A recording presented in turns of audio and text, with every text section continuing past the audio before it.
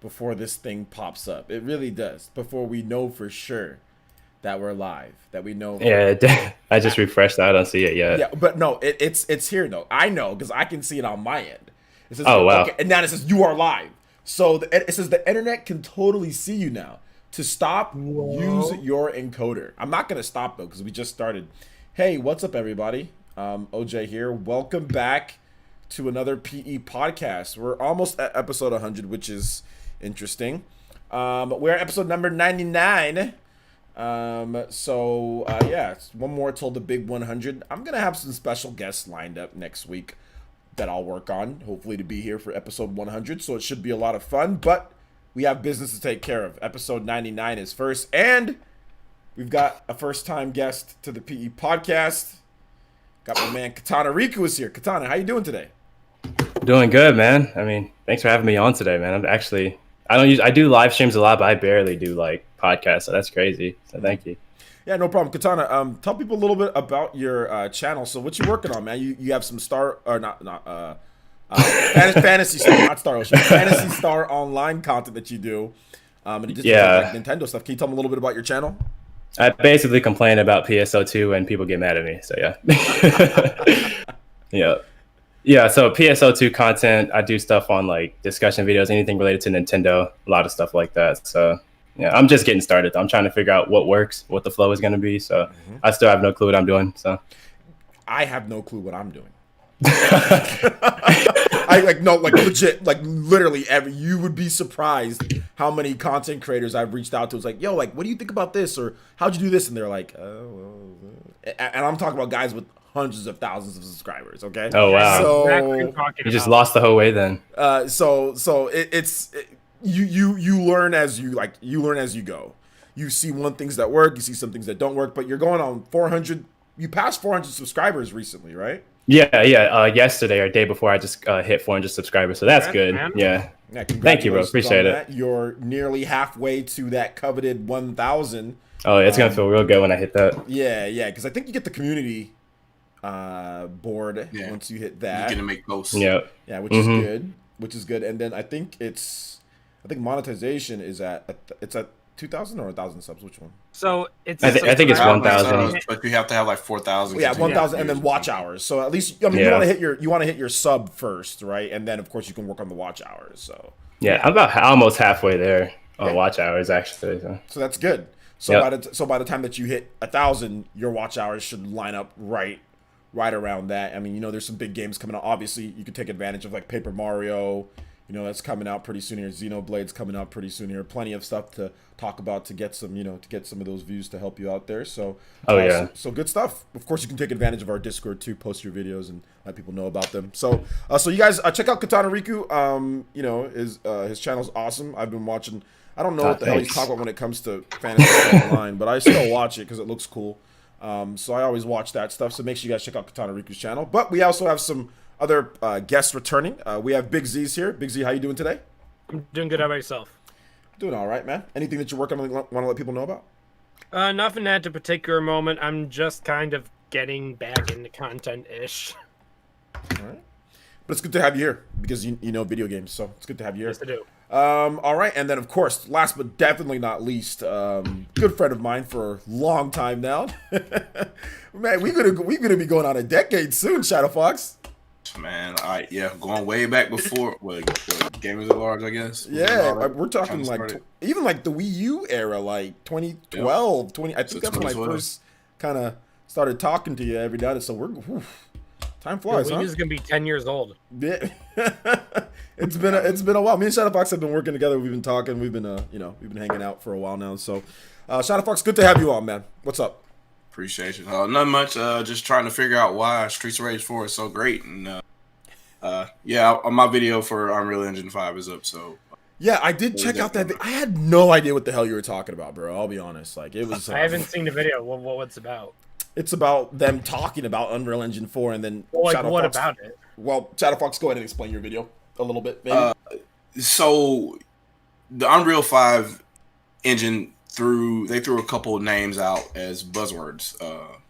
So the engine that they're using for micro polygon generation is called Nanite. Yes. Because it does both micro polygon display and micro particle interaction. That is correct. The issue is this isn't exactly new. Nope. Brian Karras, he's the senior engineer for Epic. He's been working on this as far back as 2009. And essentially what his solution is texture pages. So virtualized texturing is something that is done. It was done as far back as 2010, 2011. And we're talking about hardware like Wii U supports it. And essentially what you're doing is, instead of having massive, huge textures and consuming a lot of RAM for those huge textures, you cache them or you stream them. And depending on where the texture is on the rasterized image that's being displayed to you, only pieces of the texture that are shown of higher or lower quality. Basically, it's LODs for textures. Yeah. And so what they ended up doing was saying, hey, well, we've been doing this with textures for about a good 8 years. Why can't we do that with polygons? And so basically, essentially what you're doing is you're pre-rendering polygons. Yeah. And so my issue with talking about that in the video is this is going to have implications on the way games are currently developed now. Yes, it is. Because the way games are currently developed now is games are hodgepodges. So you'll have like something that's completely created in Unreal, which would be something like, like a Gears of War or something like that. And then you have bits and pieces, which would be things like Mortal Kombat or Assassin's Creed or those type of games where they'll use Unreal Engine for, say, the graphics pipeline, but they're still using Havoc for physics and stuff like that. So those older systems, or those trusted systems like SpeedTree and things like that, they are old. They work based on the old rendering method. So if you're not generating polygons on the fly, how are those old legacy systems, or even the new systems as they update them, how are they going to interact with polygons that essentially aren't there? You see them, but they were processed several render cycles ago. So if they can't go back and touch those and say, hey, this vertex was here and this vertex is here, so we can interact, how are those systems going to work?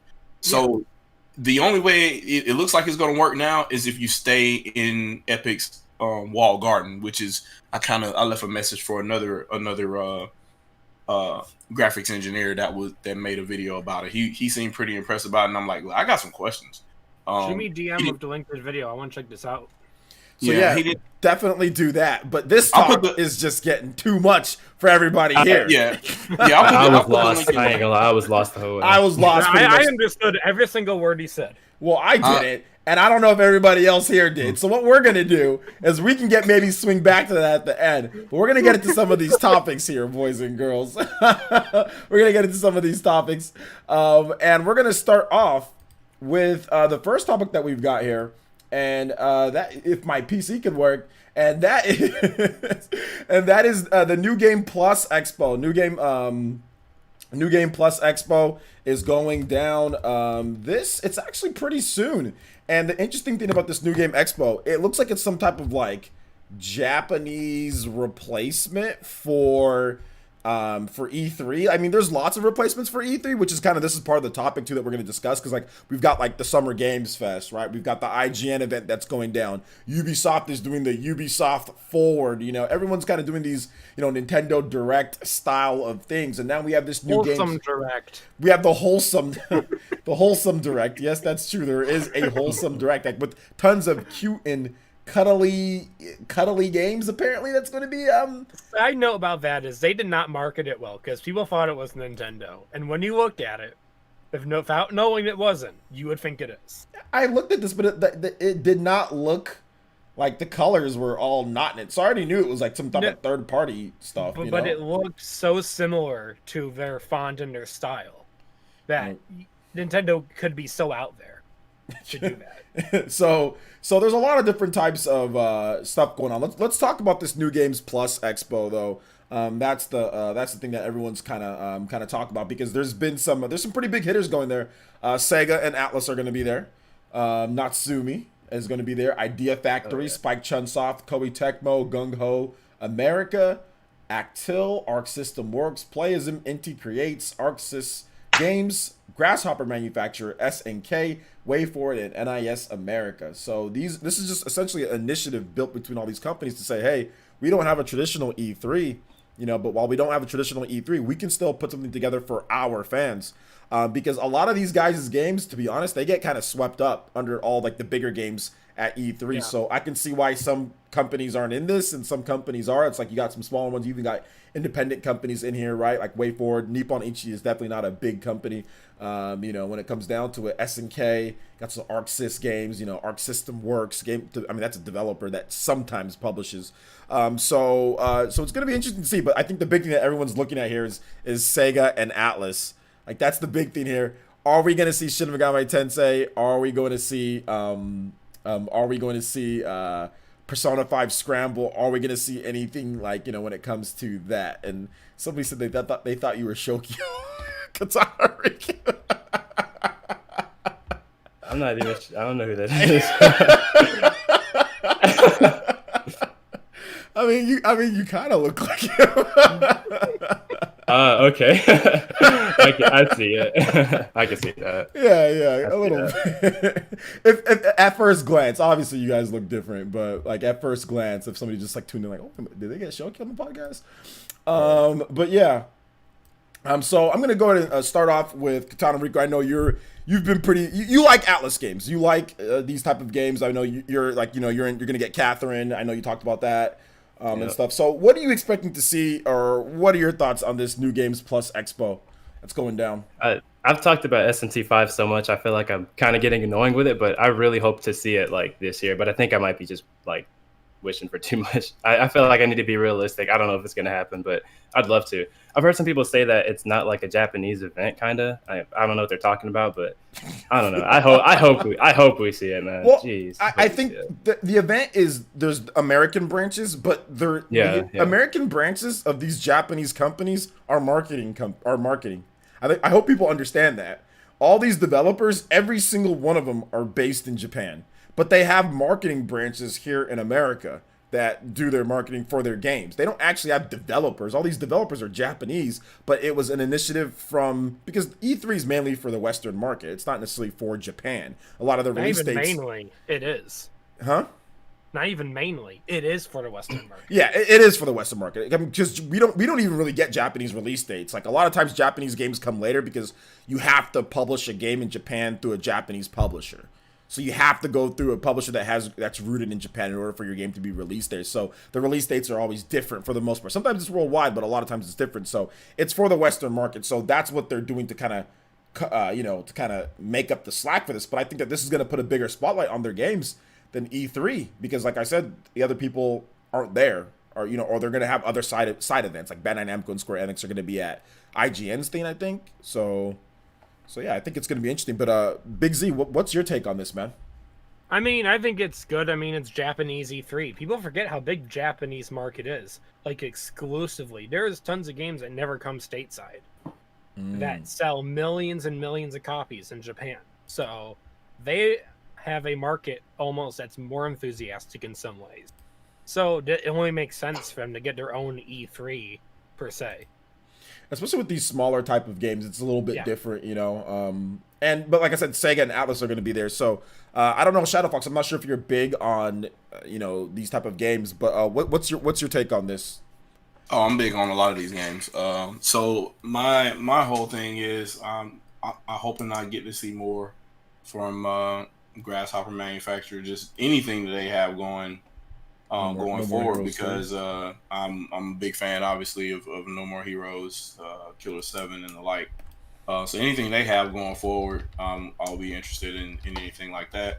Inti Creates always has interesting projects, and Arc System Works also. You're gonna have like these are and some of these are classic companies at the time. I know they're probably not as big anymore, but I mean, Tecmo is still Tecmo. You got SNK, Atlas, Sega. Like, why would I not want to be here? And I'm a big fan of all things Way Forward. So everything they do, I want. So I will be looking into this probably more so than I would in the most recent E3s we've had, because they've all been kind of snooze fest in my opinion. So this might actually have some stuff I want to look forward to. If they're just trying to show their wares for the next year or so, I want to see what they're doing. Yeah, they said essentially, I'm reading this press release or this thing. So it's going down on June 23rd. So it's a little bit after what E3 usually goes down at, but right around the same time, same month at least. And they have a Twitch channel where it's going to be streamed on Twitch, and then you're going to be able to watch like the new trailers and the highlights and all that on YouTube. So they're going to be doing that. And I think the big thing here, No More Heroes 3, you mentioned, Grasshopper Manufacturer. Like, I think this could be really an opportunity for that game to shine. Like, if you had some predictions, like to pick what games you guys can think can shine. I mean, because if you're looking at this, the biggest developer here or publisher here is probably Sega and Koei Tecmo. Those are the two biggest ones here in terms of just, power and like IPs and stuff like that. So Sega to me and Grasshopper or Gung Ho Online. Gung Ho Online makes a ton of money because they have smartphone Puzzle and Dragons. I would say SNK, but they've kind of already shot their wad already, so we kind of know what they have. So they're just going to show things that are already available. Well, I mean, with SNK, I mean, is it possible that we see a new? I mean, I know Samurai Showdown wasn't too long ago, but could we see maybe the expansion, new characters for Samurai Showdown? I mean, because that game doesn't have a lot of characters to begin with, so maybe they announce some DLC or something for that game. Maybe. I mean, maybe. It would be good for the game, but I doubt they do it. Okay. Koei Tecmo is also another interesting one because Koei Tecmo, they do Persona 5 Scramble. They're the developers behind that game, and they were the ones who announced that Persona 5 Scramble would be localized, not Sega, not Atlas. Okay, so I'm thinking that this is where we actually see the release date for Persona 5 Scramble. And we see like what's going to be going down with that game here in the West. We get like the first of the dub and everything like that. I know Katana Riku, you played the game, you like it. What are your thoughts on maybe seeing like Persona 5 Scramble finally get the localization? I think it's a good idea because I mean Atlas definitely knows that there is a lot of people who want Persona 5 in the West, and I'm one of them because obviously I like Persona 5 and I love Dynasty Warriors games, but yeah, I think they should need to go ahead and do it. I think it's a good idea. But didn't they just say like a while back that they were not sure if people in the West did a survey about people in the West wanting that game or something like that? No, that's Atlas. Look, the Atlas did that stupid survey. That survey means nothing. Okay. Literally, Koei Tecmo told their investors, we're localizing the game. Koei Tecmo said we're localizing. We're gonna. It's in planning to localize the game. So Koei Tecmo is gonna localize it. They're the developers of the game. Atlas is the Atlas and Sega are the IP holders. Koei Tech was that all Atlas did that survey for was just for it's just the marketing. It's just the marketing stuff. It's just for brand recognition and marketing. Hey, you ask somebody a freaking question, it gets their game. And what happens every single time Atlas puts out a survey? How many Nintendo websites do you see it titled on? It's literally free marketing. I wish people would, hey, how much do you watch PlayerEssence? Even if people said no, not at all, I would still want websites to write, hey, how much do you watch PlayerEssence? You know what I'm saying? Because it's literally no matter what they answer, it's free marketing for you and your brand. And that's just how Sega, Atlas just does things. That's just how they do things. That's their engagement with their audience. At least that's what they think is their engagement. So I pay no mind to them, to be honest. To the surveys, don't pay attention to those. That's not what actually is going to happen or not. Koei Tecmo, the developers, they're the ones who literally made the game. And they're like, yeah, we're going to be localizing it because they have to tell their investors like, okay, well, what games are coming up? Where's the revenue going to come from? And obviously, that is going to be a revenue driver for them here in the West. That game's going to sell well. Was there any other on this list in terms of like developers or the publishers on here? Any games that you guys are hoping to see? On Shantae? Shantae and see, I guess whatever Sonic stuff, because Sega was supposed to be doing a blowout during E3. Yes, I want to talk about that a little bit. I actually didn't get to it. Sega was supposed to be doing South by Southwest as well with something from Sonic, and that got canceled because of the CV virus going around. So, do you guys think that we could see a new Sonic game at this event? Easily. I think it's a possibility. Yeah. I Sonic definitely Unleashed think a sequel to Sonic Mania. I would say definitely. Do you think they go the two Sonic route, kind of like Sonic Forces and then Sonic Mania, or do you think it's just going to be just the Mania and that's it, just Sonic Mania? Bare minimum, I'd say Sonic Mania, but I think they have to show something 3D as well. I think they're gonna go. I think for next gen, they're gonna try and go all 3D and try and like make up for Sonic 06, because the promise of that was the new hardware. If they can make up on what they said 15 or so years ago, that would probably be a big deal to them. If Star Wars 1313 and Watch Dogs didn't prove to you that next gen demos don't equal great games in totality, hey, I'm not Sonic saying 06 should have I'm been. not saying it means a lot. I'm saying it could mean a lot to them. Yeah, I mean, at this point, like, you can't. I don't think you could do a Sonic 06 again. Everything they needed to learn from that experience, I don't think there's anything they could screw up at this point going forward if they're supporting. God, no. If they're supporting PS5 and Xbox Series X at this point, I mean, how could you screw this up again? Is good compared to 06. Sonic 06 is one of the worst games ever. Heard some weird stuff about that. That game's horrible. Yes, it is. So they can't really do worse than that. I mean, what's this game with the werehog? That game, I didn't like that. Unleashed, Sonic Unleashed. Yeah, I actually liked it. The music was great. It wasn't too. terrible. That's because you were 5 when it came out, so it was great, Katana Riku. That's the reason why you liked the game. Oh my god! On PS3, and that was one of the best Sonic games. I'm just kidding. I'm not going to claim that, but it was good though. I wanted the color to be a little bit better for whatever reason. I thought the colors were washed out in this game, but I really like Sonic and the Secret Rings. The way that you gained abilities in that game. The story and how the rest of that played out was kind of wonky, but the actual running through levels and whatnot, I kind of liked it. And then going back through with different abilities. I think that was kind of I liked the way that engine worked. Did you guys play Sonic Generations? Yes, I did. Yes, that's better than all the games you guys are mentioning. Yes, like by a large margin, you know, like. Let's just all agree the best 3D Sonic is Sonic Adventures 2. Sonic Adventure 2? Yes. Best 3D Sonic game? Mm-hmm. Sonic Adventure 2. I mean, I thought it was cool because Shadow was in there. So the bad parts of Sonic Adventure 2 are exceeded so much by the climax of that game. Yes. I guess I could be close to agreeing to that statement. Because I don't know. Do we have nostalgia goggles when it comes to Sonic? I mean, we could talk about this too. I've recently played Sonic Adventure 2, so I could. Oh, you recently played it? How long ago? Yes.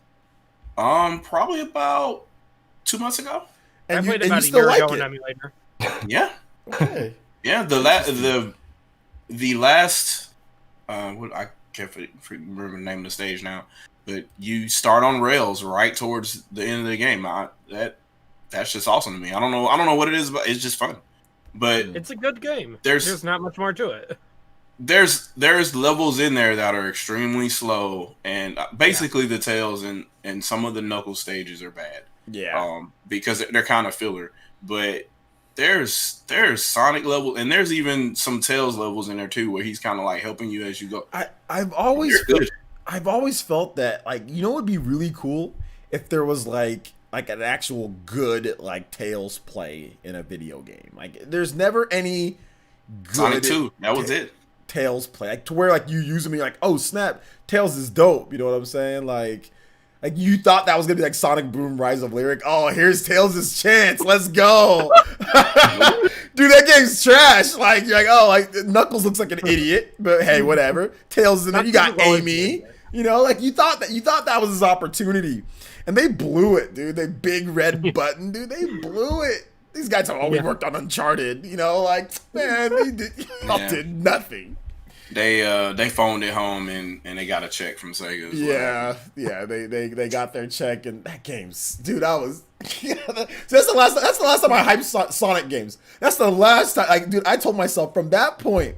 2014 when that game came out? 7. And Lost World ended up being better than that. Yeah, so Lost World was definitely better than that. But I said that was the last time I'm going to extremely hype. Because like Lost World came out before. It came out before Rise. It came out, but because the whole point was that the engine that Sonic Boom was using was unheard of on Wii U at the time. So it was CryEngine 3, right? Yeah. It was CryEngine. So they did the CryEngine port. Over to the Wii U. But I remember playing Sonic Lost World, and I actually thought Sonic Lost World was okay. I enjoyed it.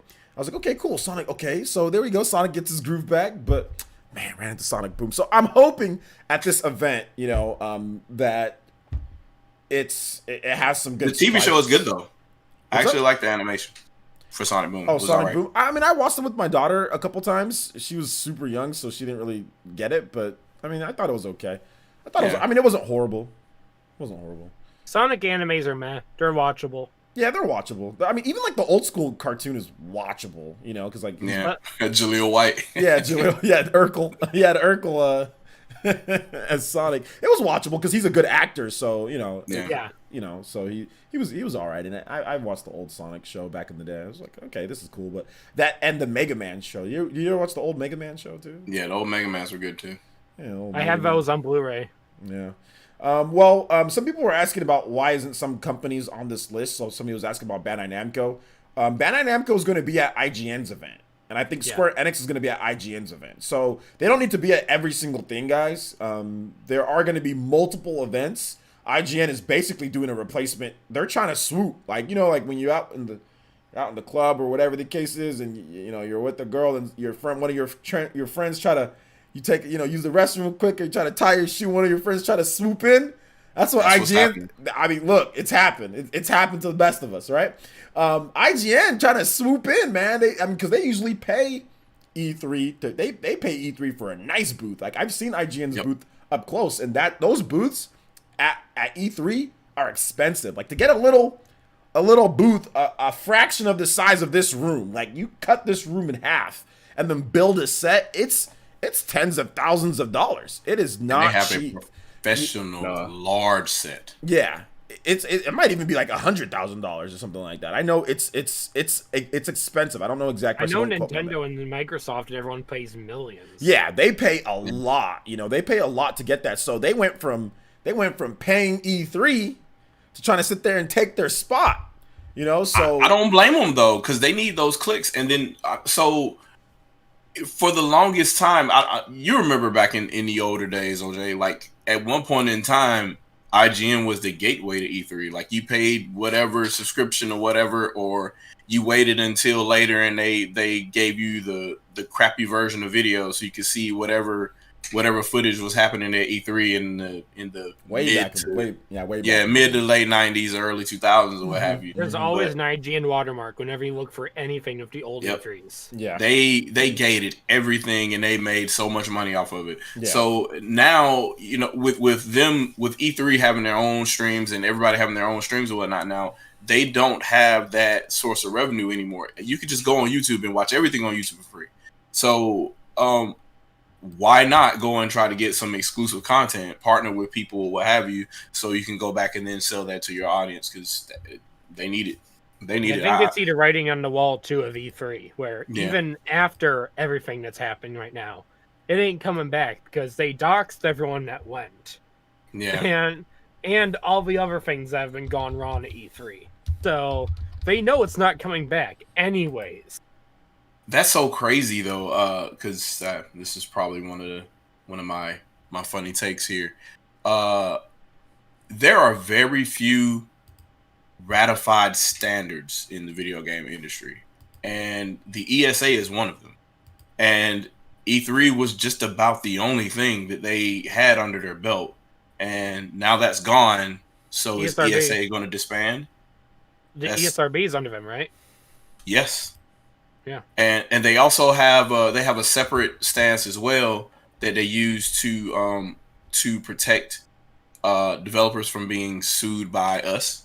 So that's another thing as well that they have as far as a standard for those individuals in the industry. So if they're having a hard time and that ends up disbanding, we may be seeing individual ratings on games again. Oh, God. If that goes completely south, who knows? The government will never let that happen. There's no. I mean, I think he's still in the grip on it. Isn't Lieberman still in? No, I don't know if he's still up there, but God, I know he was a while ago. He wanted all video games gone. That guy.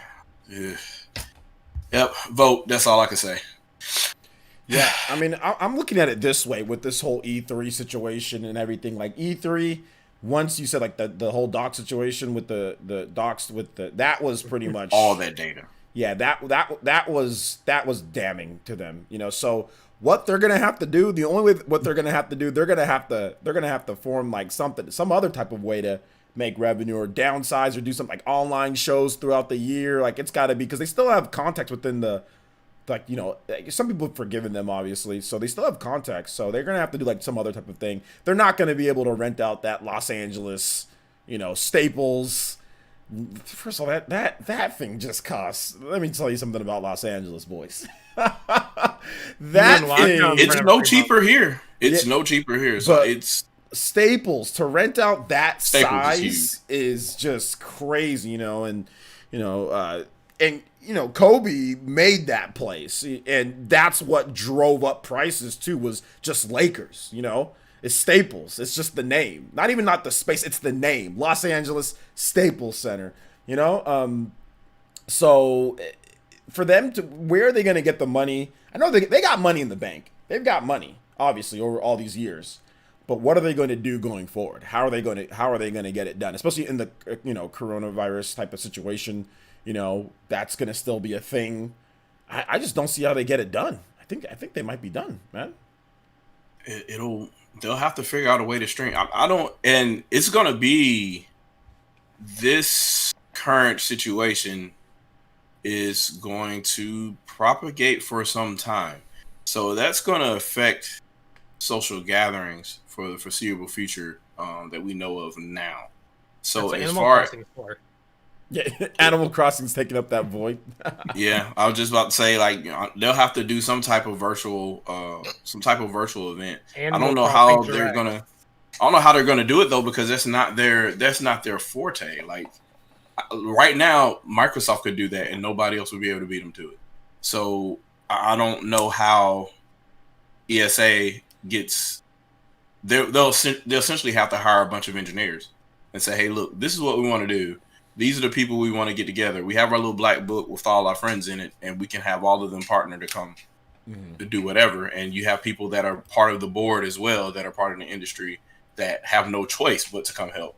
So, but how do you do that virtually type situation? It's gonna be kind of difficult for them, especially if that wasn't their wheelhouse. Before it was, we're gonna rent out whatever in LA, or even that 1 or 2 times in Atlanta. We're going to rent out these couple of locations or whatnot. We have our place where we need to go, and we already have our contacts and our venues. Detroit? So you think that potentially Detroit can be a place to where they go? Dude, have you seen the prices because of the crime we have here? I know you guys have crime a lot, but I didn't see the prices, no. No, our values are way down on literally everything because of that. So I was going to say that was Chicago too, but y'all lost more jobs. The thing is, Detroit isn't that bad in terms of crime. It's literally only in certain parts of it. So they would only be in the safe part. Yeah. That's what I was. So they could still get a good deal and be safe. That's what I was thinking, because like Los Angeles, obviously Los Angeles has a good amount of crime too, but where Staples is not necessarily a bad part of Los Angeles. And especially these days, it's like, usually, not all the time, don't get me wrong, but usually it's like people who be getting capped and stuff, it's like, man, they were doing something kind of weird. You know what I'm saying? Like you There know, had to be a reason for it. yeah, not all. Don't get me wrong. I mean, there's obviously not all the time. yeah, spousal, but sometimes innocent bystanders. yeah, like, but if you're just like walking around in a bad neighborhood, chances of something even happening to you, even in Los Angeles at this point, I mean, might maybe mugged, but shot and killed, no, probably not. You know, maybe mugged or maybe harassed, but not. And like I said, I've walked around in bad neighborhoods before in Los Angeles. So, oh yeah. So I think it should come somewhere in the East because I think the West Coast gets so much in there, and maybe it's just me wanting more coming to my area, but I do think the East Coast should get more. Yeah. It would probably be Atlanta, and the only reason why I'm saying that is because it's the largest airport in the world, and it has a history there. Yes, and it has a history there as well. If it was gonna do the Midwest, I would imagine it would probably be Chicago because of O'Hare. Easily Chicago. Yeah, that's the only place I can think of as far as the middle of the country. Well, what about Texas? Texas, possibly. Depends on the part they choose. Like, what about the land is there? Dallas or San Antonio? They got plenty of conventions there. I wouldn't say Dallas though. No. I would say Houston. Houston. Yeah. There's a lot Houston of a lot of big places in Texas. Houston, or maybe Austin actually. Austin. Because that's more of a, I won't say remote, but less urban type situation where there, you don't have to worry about. Yeah. I won't say, I can't really say traffic. There's still going to be traffic, but as far as if you set up a venue there, for the most part, that's the biggest thing that's happening there at the time. So, yeah, I just wanted to come to the East East Coast in some way because the West Coast is always getting everything, and I selfishly want things to actually come here. It could be DC, but that would be a nightmare. Didn't it used to be in the East Coast? It used to be E3. Yeah, it was Atlanta, but it was Atlanta, but for 2 years. Yeah. Yeah. I mean, it was fine. I just want more things to come out of Cali. Yeah. In the West Coast. Yeah. Look, I don't even go to any of this crap anymore, so I'm like, y'all can take it all. Before I was like, heck yeah, E3, it's in my backyard. And I'm like, bro, I ain't driving over the Grapevine. I'm good. Dude, it would be a nightmare to vlog and film there, probably. It was, I'll be honest, I went there for 3 years, and I mean, I had fun. The last year, I said, I'm never going again after Nintendo's last year. Just kind of like what happened. Like, it was just, I think I just got too old. Like the newness wore off on me. You know what I'm saying? Like, not old as in like personally old, but like once you go, like, you're excited. Oh, this is E3. It's games. But then it's like you go once and you're cool. Yeah, but then it's like, wait a minute, hold up, it's lines. Wait a minute, hold up, it's certain smells. Wait Everything. A minute, hold up. It's overpriced food. Wait up, hold up. It's disgusting looking Isn't it bathrooms. Like $70 for a burger and stuff. Yeah. There's just the street food is just so expensive. And then you're like, wait a minute, hold up. It's like I don't have a production crew. And you're like, wait a minute, hold up. Like I'm severely outmatched. Like you see all these people with their production crews and their booths and everything. You're like, I stand no chance. I should just go home and talk about this crap. And that's essentially what I did my last year there. I was just like, dude, this is taking too long. I can't get in line. I'm trying to get in line, wait for games. I'm like, I'm good. I rage quit E3. it didn't help where like a couple of years they were shadow dropping demos like during the show. So it was almost like you didn't need to be there. Exactly. Like at one point in time, Nintendo was like, "Hey, in Best Buys right now today, this game that we're Smash for Wii U is in Best Buy. Just go to Best Buy." Like what? Like that kills the entire point of going there and standing in line for 14 hours and waiting. And I mean, you get to see cool stuff like the Zelda booths and stuff like that for the previous years were beautiful, but. No. Yeah, pretty much. Pretty much. Just evolved. The landscape has evolved. E3 had its time and place. It's just past it now. Yeah, pretty much. Yeah, I'd agree with that sentiment. So, okay, we're gonna go ahead and move on from that. That was a good topic on E3 and everything. We're gonna go ahead and move on to the next thing here, guys, and that is Scott Pilgrim. You guys remember that Scott Pilgrim game? I loved it. Ubisoft is teasing it. Somebody made a post. It was on Twitter. I know John made a video about it, Spawn Wave. But I saw it on Twitter where somebody said, "Oh, they need to bring back Scott Pilgrim," which people have been saying this for like a decade now. You know, bring back Scott Pilgrim, bring back Scott Pilgrim, and then Ubisoft's official account put like the little like thinking emoji on there. So Ubisoft has their let me look it up, but Ubisoft has their Ubisoft Forward event, which I want to talk about that a little bit too here. It's kind of like a twofold thing with the whole Ubisoft. They didn't even try to Ubisoft Forward, man. Anyway, Ubisoft Forward showcase is set for July 12th. So it's pretty much well after E3, but they're trying to get their own, time area thing because they're going to be at IGN's thing too. So the Scott Pilgrim thing, like Ubisoft was like, hey, maybe a little thinking emoji on there. So you guys think Ubisoft, I'm going to start off with Katana Riku here. You guys think Ubisoft is going to have Scott Pilgrim? And what are you expecting there to be? But before we get into that, I want to go over some donations. Shout outs to Big Jeff for the sub, tier 1. Thank you so much to Dingo. Also, shout outs to Roger Federer. Just subscribe to the channel. Federer. 15 love. This man hit a tennis ball. So hit the subscribe button. I appreciate you, man. Thank you, Roger Federer. It's just like Federer something. I don't know what is. Shout outs Federer. And also Juice Man Bomb with the $3 donation. And he says, OJ, how much did it cost you to get into your last E3? It was free. It did not cost me anything because I was part of the media back when I had my my website, PlayerEssence.com. I got in through those 3 years. But so it didn't cost me anything. It didn't cost me anything at all. Thank you for the $3 though. So Katana Riku, Ubisoft Forward, Scott Pilgrim. I think you were like 2 years old when Scott Pilgrim came out. But what? Oh, they're gonna keep coming if I can bring them up. So what are your thoughts on Ubisoft's Forward and this whole Scott Pilgrim deal? You're gonna laugh because I've never played Scott Pilgrim the game before. A lot of people haven't tried it before though. You're not the only one. Okay, well yeah. So I don't know what to expect, but hey, if they release it, then I'll have a chance to play it. So as long as it's it's like a beat 'em up. It's like a 2D brawler beat 'em up type of deal situation, like kind of like Castle Crashers or something like that. Like Streets of Rage. Streets of Rage, okay, yeah. Like Streets of Rage. I mean, well, yeah, if they release it, I'd definitely like to play it because I know there's a lot of hype about it. I remember hearing a while ago that there's not a way to play it now. I don't think, right? No, it was delisted because of copyright. Because it's based off of a movie from who's the main character? The guy that was Michael Cera. Huh? I think Michael Cera, right? You talking about the actor? Yeah. I don't know his name, but it was like he was really, really popular in the 2000s and like 2010s ish era. He did like Superbad. You guys have seen the movie Superbad? Yes, I love that movie. Yeah, that movie's phenomenal. By the way, you guys should all go watch Superbad. But yeah, that guy, he was the main character in Scott Pilgrim. Then they made the video game, but the movie license thing kind of all got things jacked up. So, what about Ubisoft Forward? I mean, I know Scott Pilgrim might not be your thing. You never played it, but anything that you're looking forward to seeing maybe Ubisoft have at this July 12th event, Katana?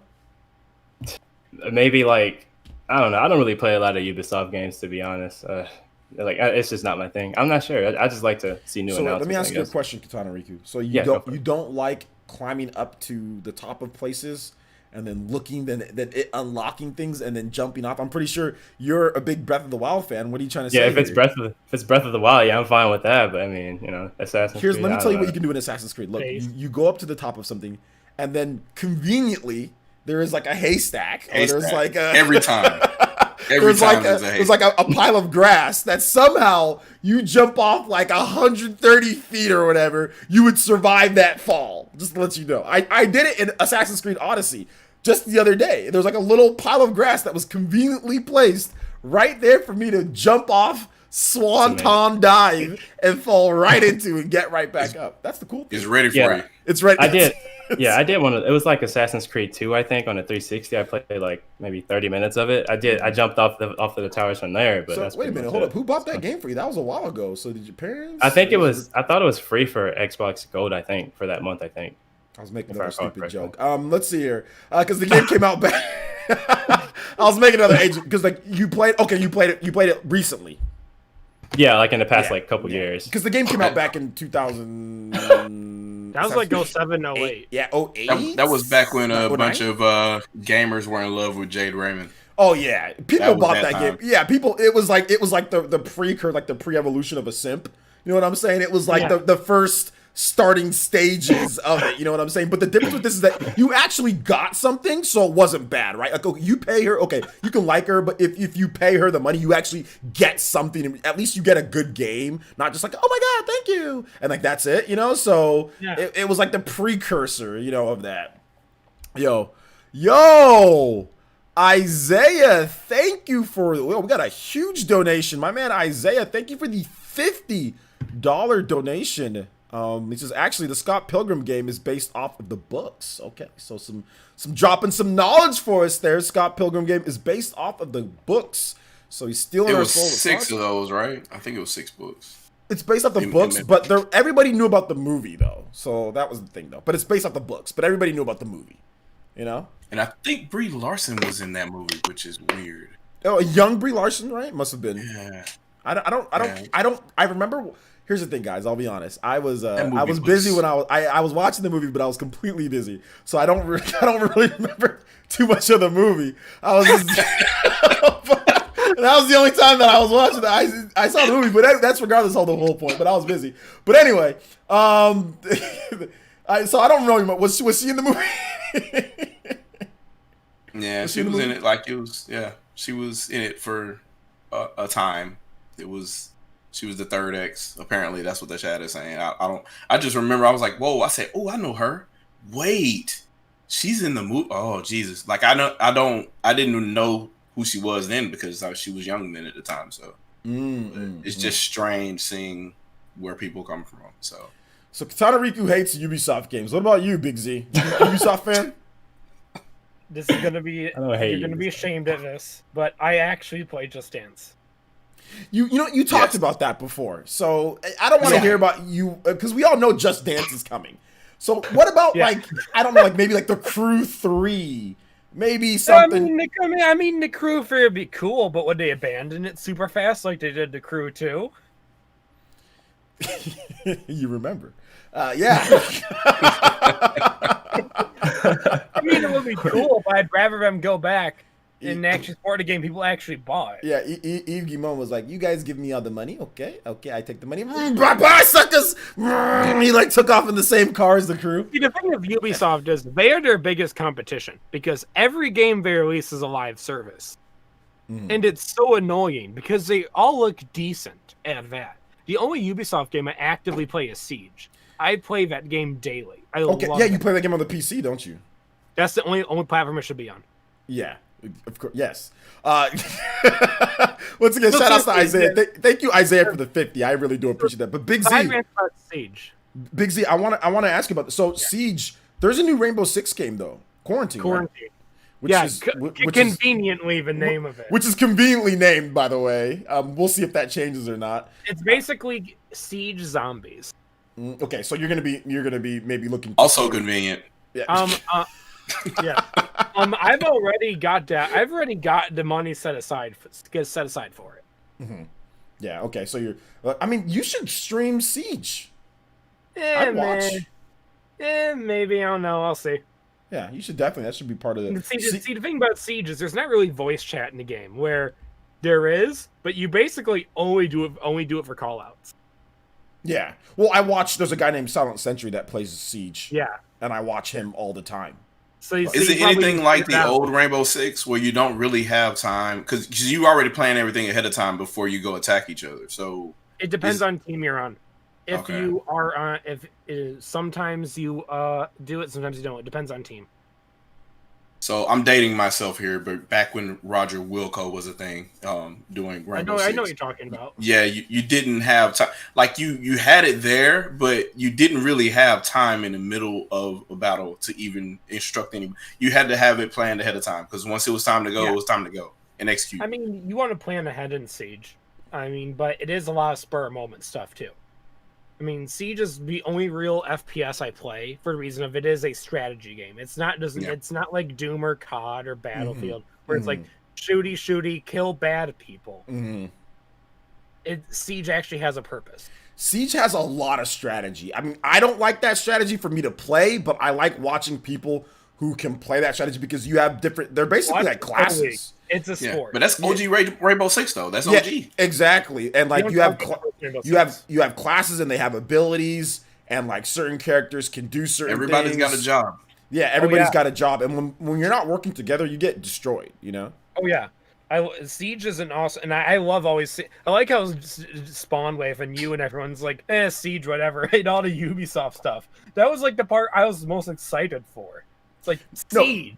No, for me, it's me playing, but if I catch a content creator that's playing Siege like Silent, the way that he plays it, he gets 1,000 people watching him play Siege. You know what I'm saying? So, Siege is an awesome game. Yeah. So for watching Siege, I think Ubisoft games are great to watch, but when you start, with the exception of obviously Sieges, but when you start playing them, it's like I think I've played this before. Siege is different.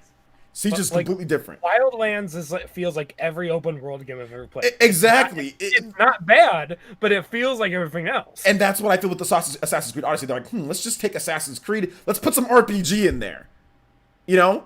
And I think I would like it, but then I'm playing it, and then I'm like, this isn't very fun. It's not like as fun as I thought it would be.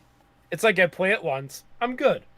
Yeah. I mean, and like I was playing Breath of the Wild. I've been playing Breath of the Wild. It's like Breath of the Wild is like so much better than Assassin's Creed Odyssey. I'm excited to see Gods and Monsters for the reason of it's a Breath of the Wild clone essentially. But I want to see how Ubisoft does it.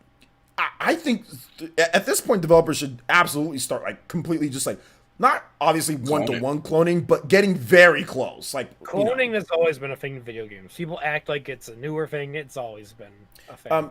That's how fighting games started. That's true. That's Deadlock has some good comments in the. I'm looking at you guys' comments, guys. I'm just trying to make sure that I do this stream as well. Deadlock talked about. I want to talk to Shadow Fox about this because Beyond Good and Evil 2, because I know you like Beyond Good and Evil, right? And Skull and Bones. I don't know if you heard about that game, Skull and Bones. Whatever happened? Game go. Yeah, the game disappeared. And Beyond Good and Evil 2. I think for me, I want to get you guys' thoughts on this. But for me, Beyond Good and Evil 2 turned into somewhat of a joke when they started saying that we can develop the game. That's when I was like, oh no, it's one of these. I was like, uh-oh. They successfully showed space to ground combat. And then they said we don't have to do it anymore. And I'm like, and then we have this thing here. Which comes pretty close, and I'm like, just continue, man. Just you're there. Toys ruined that game. Toys ruined it. It was good. Toys ruined that game. That could have been without the toys, without the paywalls, and with a little bit more fine tuning instead of spending time on toys and on the game. That could have been a mid to high 80s type of review, maybe even 90 game, I think, because it was that good. The core combat was good, but if they spent time varying the mission structures and some of the other stuff, it was good. They jacked things up. Ubisoft jacked that. Why wasn't that just a Star Fox game? Because people only bought it on the Switch. Because it started development before the Switch was really getting going, and then when they saw it, and then Reggie saw the game and was like, "Hey, you guys should put Star Fox in this." So it was literally Reggie's idea to insert Star Fox into this whole thing. Without Reggie's saying that, it would have came to Switch. And those missions are good. But there would have never been any Star Fox stuff if it wasn't for Reggie just saying it. Ubisoft didn't have a plan. I didn't play that game that well because I have this. Oh God. Yeah. I mean, it still syncs with those. If you want to, it still syncs with them. So you could. Yeah. You can still put the NFC chip on there and use it. Oh, I know. I'm just too lazy to. I was saying, and your eyes would hurt. Well, no. Hold up, Big Z. I feel you on that one, man. Because it's like you just have to put it once, but some people don't want to put. They don't like. They're all blown out on the whole toys. That whole fade that fad came, right. You guys remember the whole Skylanders thing, Oh yeah, Disney Infinity and all that. Yeah, Disney Amiibo Infinity. 1. That's it. people got tired of that crap, and people don't even want to do it. It's like, okay, if I want to play a game with Star Fox, just give me Star Fox, give me everything in there. I don't want to put a toy on there. I don't want to do all that crap. Just give me the game, you know? Like, if I pay, the funniest thing about that is that I paid $74 for that. I bought it day one. I paid $74 for that, and I didn't even get all the DLC with the game. Yeah.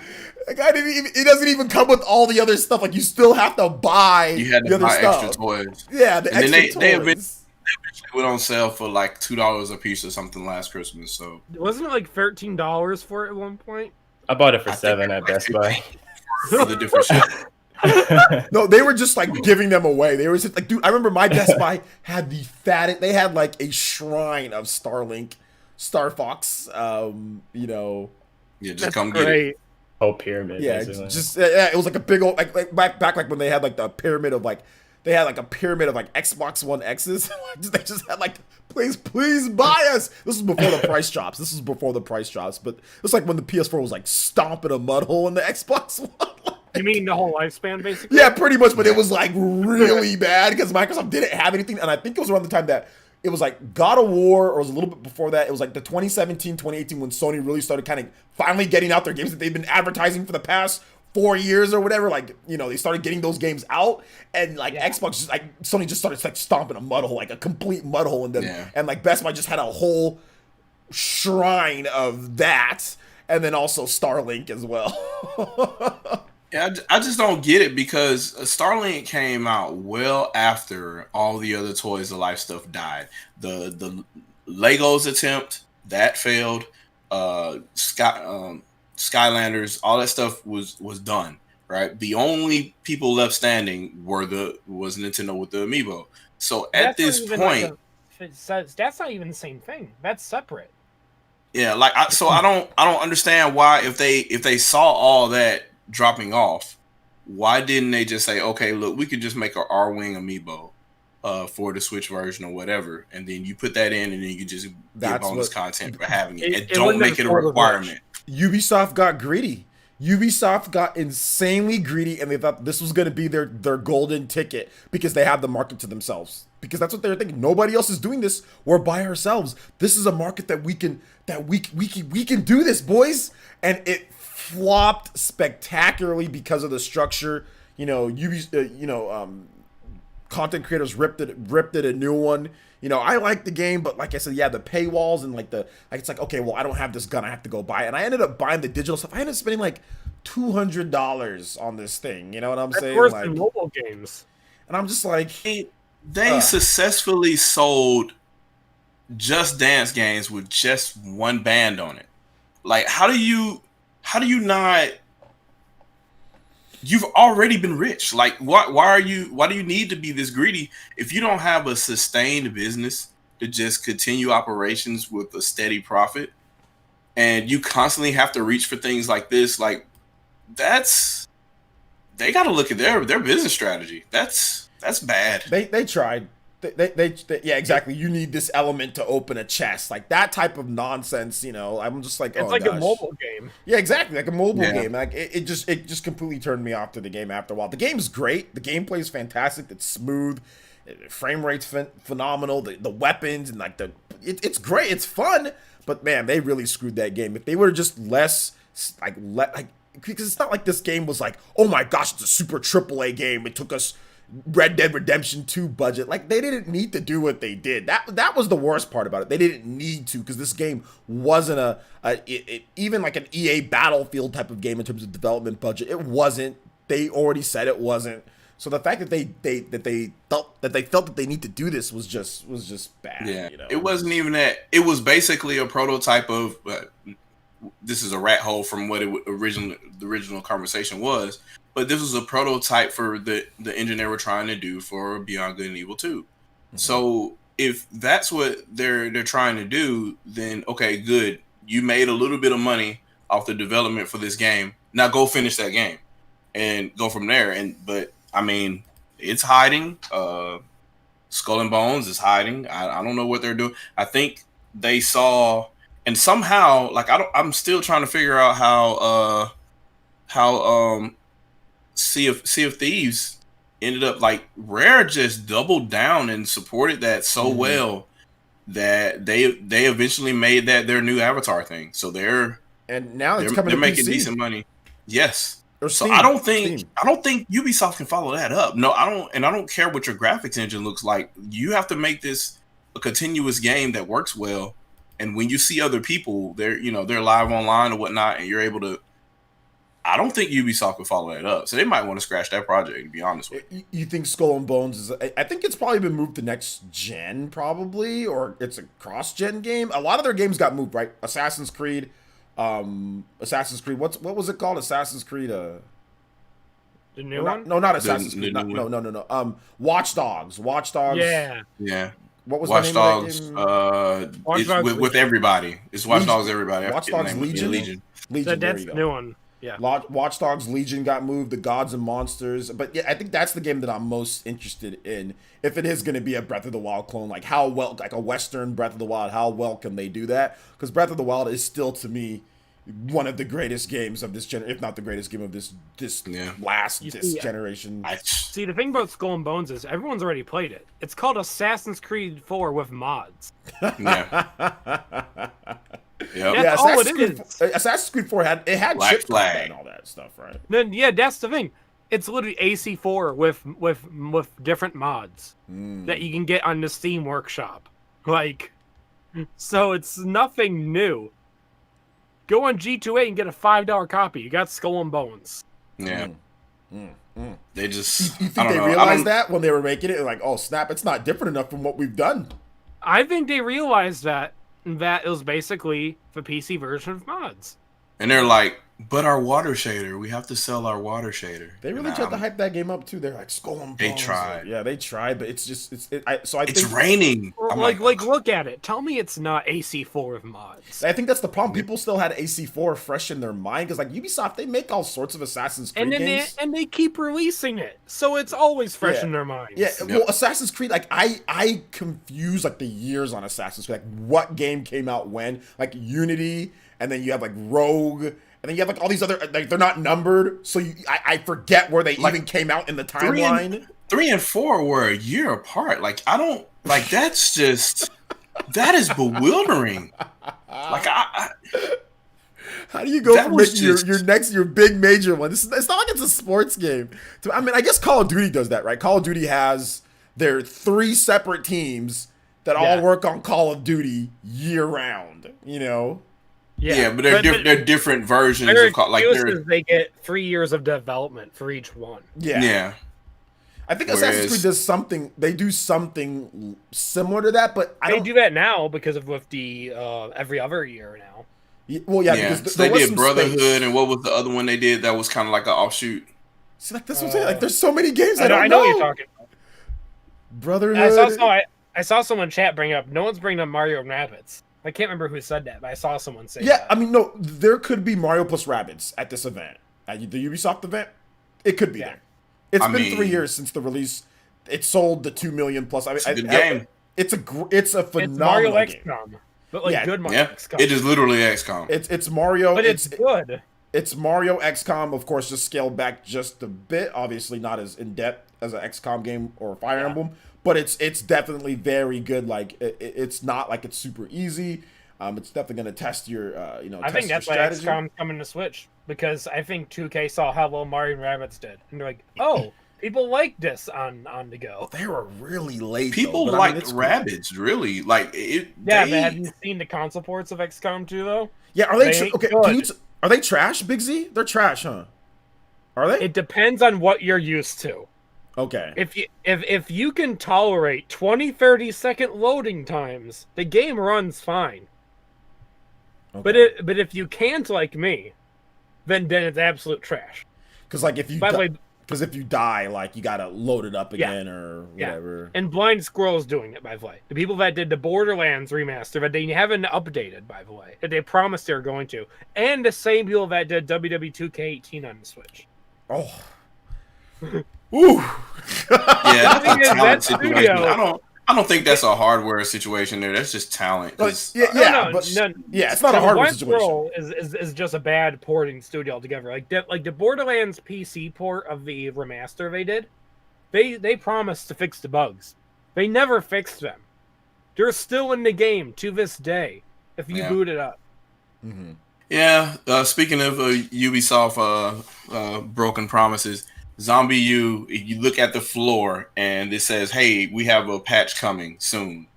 The patch never came. Like, That's sad. bought this game at launch, and I'm sitting there looking, "Hey, patch update coming soon." Zombie U team, it never came. Oh my god, that's so sad. Never came. You got. It was like one of the first times you got jebaited in a video. You got jebaited, dude. And so I made it a post on Miiverse, and it was a repeated post, and people came back to look at it like every year, and they put a comment on and say, "Man, it's still not out yet." No, I remember that. I remember, there's a patch coming. There was no patch. They're like, sorry, we ran out of zombies. We ran out of people. There's no more people to work on the game. But never came, and then they ported it to the other consoles. And they ported it to PS4 and Xbox. And it still had it. It's just the my god. It. Like, we have no more resources, guys. Even like, the game did not do well, but you buy it on PS4. And it's crazy because Ubisoft could make money, and they have some good games. Like They do. They have amazing. I really like Rayman, and that's got to be easy for them to make.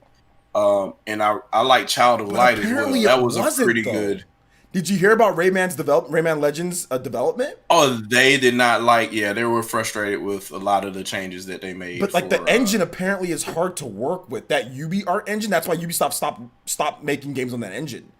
Oh wow! Apparently, that like a lot of the developers, it's tough to create and get things moving the way that you want them to move because of the engine, because of the style of the engine and outdated tools, just things like that. So that's why there's no even though Rayman Legends did extremely well, that's why there's no more Rayman Legends with that, and why they just ported it to like every system ever. Unreal Engine 5. I played on the Vita. I loved that game. Yeah, it's great. It's a great game.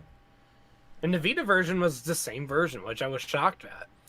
The UbiArt engine's good, especially for scaling across. It scales well. Yeah, it scales very well. It's just it just sucks to create in, I guess. Yeah, but I remember the whole controversy with that.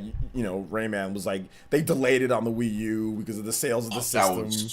When you got the developers trying to hold the game hostage because what the publisher side of the same studio is doing, like that's just. Come on, man. That was a complete mess. That was just that was definitely the dark ages of the Wii U. I'll tell you that right now. When you're sitting there and you're waiting for because we're not getting as much, and we're sitting there we're waiting for an exclusive in the game. It's like this game's gonna be really good, and they're like nope, you wait. And all in the first year too. This is all like stuff that happened in 2013. Yeah, I remember it like it was yesterday too. That's the funny thing. That was like 7 years ago now. Yeah. That was the painful times. Painful time. Katana Riku was like, I think he was about 4 years old back then, so he doesn't remember exactly what was going down. You know what I'm saying? How old are you, Katana? I'm 22 actually. Okay, so I'm 1 year younger than you. Oh wow, you need to get Big Z then with these jokes. I am just you. Katana I am Riku. Lock and Chase years old. I am Lock and Chase years old. That much I'll say. I'm 46, so everybody knows how old I am. So. I remember when the Wii U came out. I didn't know what it was. I swear, I thought it was like a HD Wii or something. That's what all my friends were saying. I was that's what it was. So it's you. It's you. It was Katana Riku. You fell for the Adam Sessler stuff. It was 6-year-old Katana Riku with his smartphone going, man, this Wii 2U sucks. With his Lunchables on the side. I'm gonna keep on saying Wii U is better than the Switch. We use better than the Switch? Okay, yeah, I agree. The virtual console lineup, the actual games on there, I love the catalog it has. Oh, I thought you were joking. External hard drives. Backwards compatibility. And hacking it is amazing. The Wii U is not better than the Switch, bro. Let me ask you a question. How many Fire Emblem games are on the Wii U? How easy is it to hack a Switch? But we're not talking about hacking. We're talking about official games. We're not talking about hacking. You can hack lots of stuff. I do it. You can hack a Switch. I know. So I don't want to get into this, but what I'm trying to say is that Switch is much better. Listen here. Look here, listen. He gonna pull his cane out. Look here, listen. I lived through that crap, okay? All right? I ain't gonna have any of this talking about, all right? The Switch is much better. I lived through this. I dealt with this. I Mario Maker on the Switch because it was made I dealt with this crap. I don't care what anybody says. The Wii U isn't better than the Switch. There are aspects of the Wii U that are better than the Switch. The online could be, you can say, yeah, that might be better. You can say the features, external hard drives support. You can say SSD on my Wii. You know, you can say certain things, but when it comes to games, no. Batman on the Wii U is time. Games too, because I had a map. I had a permanent map. Where's Fire Emblem? Where is Wii U's version of Mario plus Rabbids? Where's Mario? Where's that? Where's Xenoblade Chronicles X on the Switch? We've got Xenoblade Chronicles 2. We've got Torn to the Golden Country, and we've got Xenoblade Chronicles Definitive Edition. That isn't what I said. Where's Xenoblade Chronicles X? We got Xenoblade 2 in the first, not even a year old. We waited all gen for Xenoblade Chronicles X. I waited all gen. Those Xenoblades have load times. I want my open, seamless world. Okay, and everything is too. I can't add an SSD to my Switch. I can add one to my Wii U. Yes, but an SSD is not games.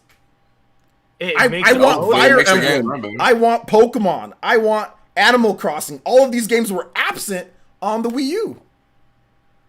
Yes. Yes. I can't add an SSD to my Switch. I can play 3 Metroid Prime games on my Wii U. What about Ni no Kuni? And what about Skyrim? And what about Doom? And what about Resident Evil? I can play all these Resident Evil games on my Steam I can play one Resident Evil game on the Wii U. It has Resident Evil Revelations. One Resident Evil game. This is good. This is a stupid sentence, but I've played Resident Evil 7 on my Wii U through Steam Link. You can play Resident Evil. MacGyver gamer over here, but for most people, that aren't tech engineers over here rigging video games to not play on different stuff, okay? We can't do all that. I can view all kind of content on Wii U as well. You got I watch Pornhub on my Wii U all the time. All I gotta do is look. You guys are gonna make me change. You know the little notification that pops up with JoJo? You guys are gonna make me change it to a Wii U for life. If you don't stop, I'm gonna change that to a Wii U. And the JoJo guys just beating the crap, stomping the Wii U if y'all don't stop right now. Hey man, can you watch Pornhub on the Switch? No, you can't. Well, wait a minute. We are complete with the curtain mode. Like you can hide what's on the TV. First of all, I am a happily married. Me and Shadow Fox are happily married. We do not engage in that type of behavior. You know what I'm saying? Katana Riku was underage. You've got to be 18 years old to get to that site, and yet you're bringing that up. That's against the law to be talking to him about that. You realize that when I'm watching man. All right, we need to move on to this next topic before I get in trouble. Hold on, that just brought up something. The Wii U has a browser. We forgot about that. That was another thing. But I don't like console browsers, to be honest. They were all bad. The Wii U was actually the Wii U was the fastest at the time. Yeah, it actually wasn't bad. I mean, because of the gamepad. Because of the gamepad was good. So I'll admit I did watch YouTube on the Wii U. I even used the browser on that. I'd watch Doc Trey's videos or Shadow Fox's videos back in the day on there because there wasn't much games to play. So I was just setting up a joke, guys. Hey, fairness, Mario Maker on the Wii U is I'm joking. No, Wii U had good games. To be honest, Wii U had some good. It had a lot of good games. It was just spread out. It was just a little spread out, but. If you think about it, look at all the games that are coming over from the Wii U to the Switch, and everyone's like, "Oh snap! These games are great." Wii U games. They just took long to come out. Yeah, Mario Maker should never come to the Switch. No, it should. It's literally unplayable on Switch. But it's playable enough. Like 6 million people bought the game, so it's playable enough. Yeah, but the building is terrible. So I haven't tried this yet. So does the touchscreen functions and all that stuff work? Like when you play it, when you just take it off the dock, can you do the same things you did on the Wii U gamepad? Never tried it. Okay. But you can't though, because Well, no, I think you can play it portable. Yeah, I think you can. I'm So just they not sure. should- I've never tried it. Yeah, you should be able to just like have like the screen zoom out, and then you're able to touch the entire screen to manipulate. I would love an update for Mario Maker and Switch to allow 2 switches to make it work like a Wii U. That sounds redundant to most That people. needs to happen. Period. Like a 2-screen Switch needs to happen. Not you talk 2-screen Switch. Just sit like an app on the eShop where we can link up 2 switches for Mario. I can see that, like for a Switch Lite. Or how about just using your cell phone app and then just being able to just create? Yeah, from your there. cell phone too. Yeah. Oh, yeah, that'd be nice for the Nintendo, the NSO app. So yeah. That would be cool. That'd be cool. Shout outs to Ethan with the $1.99 donation. Says, can you go to OnlyFans on Switch? No, but yeah, for Wii U. That's true. That's true. Simping on Wii U. Yeah, Why? Well, I mean, I talked to you guys about it was one of the dudes that I watched. Jade Raymond. One of the dudes that I watched, man. He like put up his receipt, like he's part of a popular YouTube channel. He's part of that, and he put up like a receipt about something, and he said that he spent $6,000 on OnlyFans for the past month, and I'm like, Why? I'm never subbing to this guy again. Why? He's rich. He's got to be rich. Right? Like if I had the rich, he's just spending his income, he just has no kids and spending his money on OnlyFans. If I had the disposable income and like a friend or a family member was doing that to support themselves, and I'm like, well, here's this blind donation, go ahead. Otherwise, no. I don't have a problem with people can do it. Do what you want. With Yeah, your money, you can do what you want. not- I don't have a problem with that at all. I just found it like $6,000. That just seems excessive. That's all. $6,000 seems excessive. Like a used car. I'll get That's a down payment and then some on a car. You know, that might even be a whole car, depending on what car you're buying. You know, so yeah, man. My first car was ghetto, man. I had a ghetto Corolla. It was super ghetto. Anyway. Hey, but Corollas don't break though. No, So like it was a hand-me-down. It was a hand-me-down of a hand-me-down. the And gas in it changed the oil. Dude, I drove that car till it exploded, man. Like they gave me $80 for it. $80 for that car after it was done, bro. All right, so let's go to move on to the last topic here before we'll take a few questions, and then I need to edit this freaking Bayonetta video. Sorry, guys. Speaking of Bayonetta, I forgot about that Wii U Pro controller. That controller is better than the Switch Pro controller. Wii U Pro as far as battery life. Wii U Pro controller is better because of the battery life, but no USB-C. But the problem is, no USB-C, and another problem is that HD Rumble. I like HD Rumble a lot. Yeah. So The HD Rumble is better than the static Rumble. I've kind of forgotten about HD Rumble because I'm the owner of a Switch Lite. Yeah. So Whoa! So the haptic feedback is completely gone. there's no Rumble at all on Switch Lite. Yeah. Jesus. Oh, okay. yeah. I didn't remember that difference. That's very Hey, different. I sold my regular Switch for a Switch Lite. If you only want to play it in portable mode, that's fine. Yeah, Dad. Yeah, I never docked my Switch once. Ever. But we are speaking of docked. I don't even know if this is a good transition or not. Yeah. But Naughty Dog has docked all the replies, or blocked more like it. All the replies on Look, no spoilers in the chat. Shout out to I didn't even know we have 340 people watching. Yo, thank you guys so much for tuning in. You've seen me show some of those posts from Naughty Dog. But Naughty Dog is like there's this new feature on Twitter that people of higher standing get to use. Us plebes cannot use this feature yet, I think, or can we? And of course, right when we start talking about this, What are we talking about? We're talking about Animal Crossing, right? Let's talk about Animal Crossing. As soon as we talk about Sony, as soon as we talk about Baron kicks open the door. No, I think it was Animal Crossing's coming PS4. Kick in the door within the phone. As soon as we mentioned Naughty Dog, something negative. I turned on my laptop at the right moment, didn't I? He was like, they about to drink Sony water. Here I come. I'm finna lay This part is of the trash, podcast. but I'm it's so finna lay trash, it's good. smack it down. Hey, Baron, how you doing tonight, man? He's on mute again. Anyway, well, he'll be back. I was doing good until I heard the Wii U was better than the Switch. That's why I knew I had to get on. We're really about to do this. You know what I mean? See, I've been ripping and running all week. I was like, this podcast already over. I ain't gonna get on. I'm gonna let them just finish it out. Then I heard the Wii U was better than the Switch. I said, hell no, I gotta get on.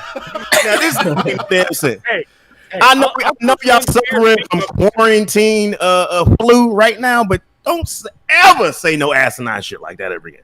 Please don't do that. Do you know what we had to live through? I'm your Huckleberry Baron. I remember we had to create Operation Platinum to get a game to sell on the damn Wii U, and it still didn't sell. It worked. It sold 1 million eventually. Eventually, but that was years later. The problem was that the Wii U had 3 million install base. Like, Yeah, how are you at the gonna time, sell it was 1 million when your install base is 1 million? Like, that means everybody gotta buy the game. And what was killing me was that people were trashing it right at the time while they had other consoles with 100 million user base and the average game sold like 400,000 copies. Like, I can't. I don't know why the double standard. So you can't really. No, you can't really do listen, that. Arthur, I'm exaggerating. He says Wii U had 13. Wii U didn't have 13 million in 2014 when the game was launching. No. 13 million was 2015. Yeah, that 13 million was a year plus after. It was at 5 million for like 2 years. Yeah, it was legit when Bayonetta launched. Wii U was, I think it was at about 4 to 5 million. So think about that for a second, guys. It was at 4 to 5 million, maybe a little bit more because Smash Brothers was coming out, so some people were buying it. But it wasn't. I think it got to 7 million by the end of 2014. But it wasn't. Dude, we're trying to get it to sell 1 million, and there's not even. That's not much more than how much the total install base while this was going on. Because of Mario Kart. Let me explain y'all how ruthless that era was. And I still have some of these videos up still now. Maybe go back and watch. 2014 was the greatest year in the Wii U's life. It was. And we still didn't move the damn needle. We had Pikmin 3, we had Mario Kart, and the whole Luigi Death Stare phenomenon that went on when that came out. 2013 Pikmin. That was 2013. It was 2013. Yeah, you're okay, whatever game. You're talking about Donkey Kong was 20. Or no, Donkey Kong. Something was 2014. Was Wonderful 101 and Pikmin. Something was 2014. 2014 was it started with Mario Kart. It started with Mario Kart. It started with Donkey Kong in the early because it got delayed. It got delayed from 2013 to 2014, and then so it started with Donkey Kong, and then it went to Mario Kart, and then there was like the Bayonetta, and then there was like Smash Brothers. There was 3 other games. It was Bayonetta and Smash closed out the year. Yeah, it couldn't get any more perfect, and we still didn't move the damn needle. We had to sit up there and live through what EA calls an unprecedented partnership, which means they didn't do a damn thing for the Nintendo Switch the whole time. You know what I mean? So don't ever saying Wii U is like a curse word. Don't you ever in your life say the Wii U is better than the Switch. Baron. You never. I lived through that hell. I lived through that hell. I don't give a damn about those 2 screens. Xenoblade X. we still didn't get no games that use 2 game pads. So the hell with all of it. The only thing I miss is Miiverse because I can sit up there and just laugh all day long at how people acted on Miiverse. That's it. Miiverse. That's the only thing. We're not saying that we did it, dude. I like the Wii in terms of games.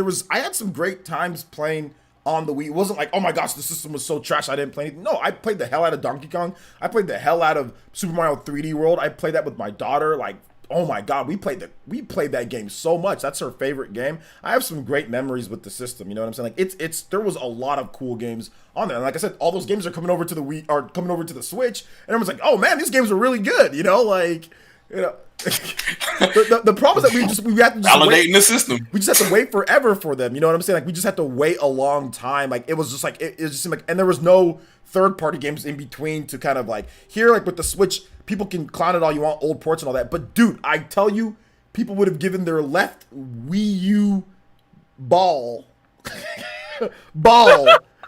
their left Wii U ball, okay, for ports of old PS3 and 360 games in between the big releases. People would have loved to see, 20, or 2007, 2008 Xbox, Xbox 360 games and all that. People would have Tomb Raider. If all these old games were coming to Switch in between, people would have been, they would have loved that. They would have loved that. So people, you can clown old ports and blah, blah, blah all you want to, but I'm telling you, people wanted these old ports on the Wii U. People wanted stuff from the Xbox 360s. Are like, well, why aren't they porting some of these games? Why aren't they porting like Oblivion? Or why aren't they porting Skyrim? Or why aren't they porting, all these other games that came out all these years before?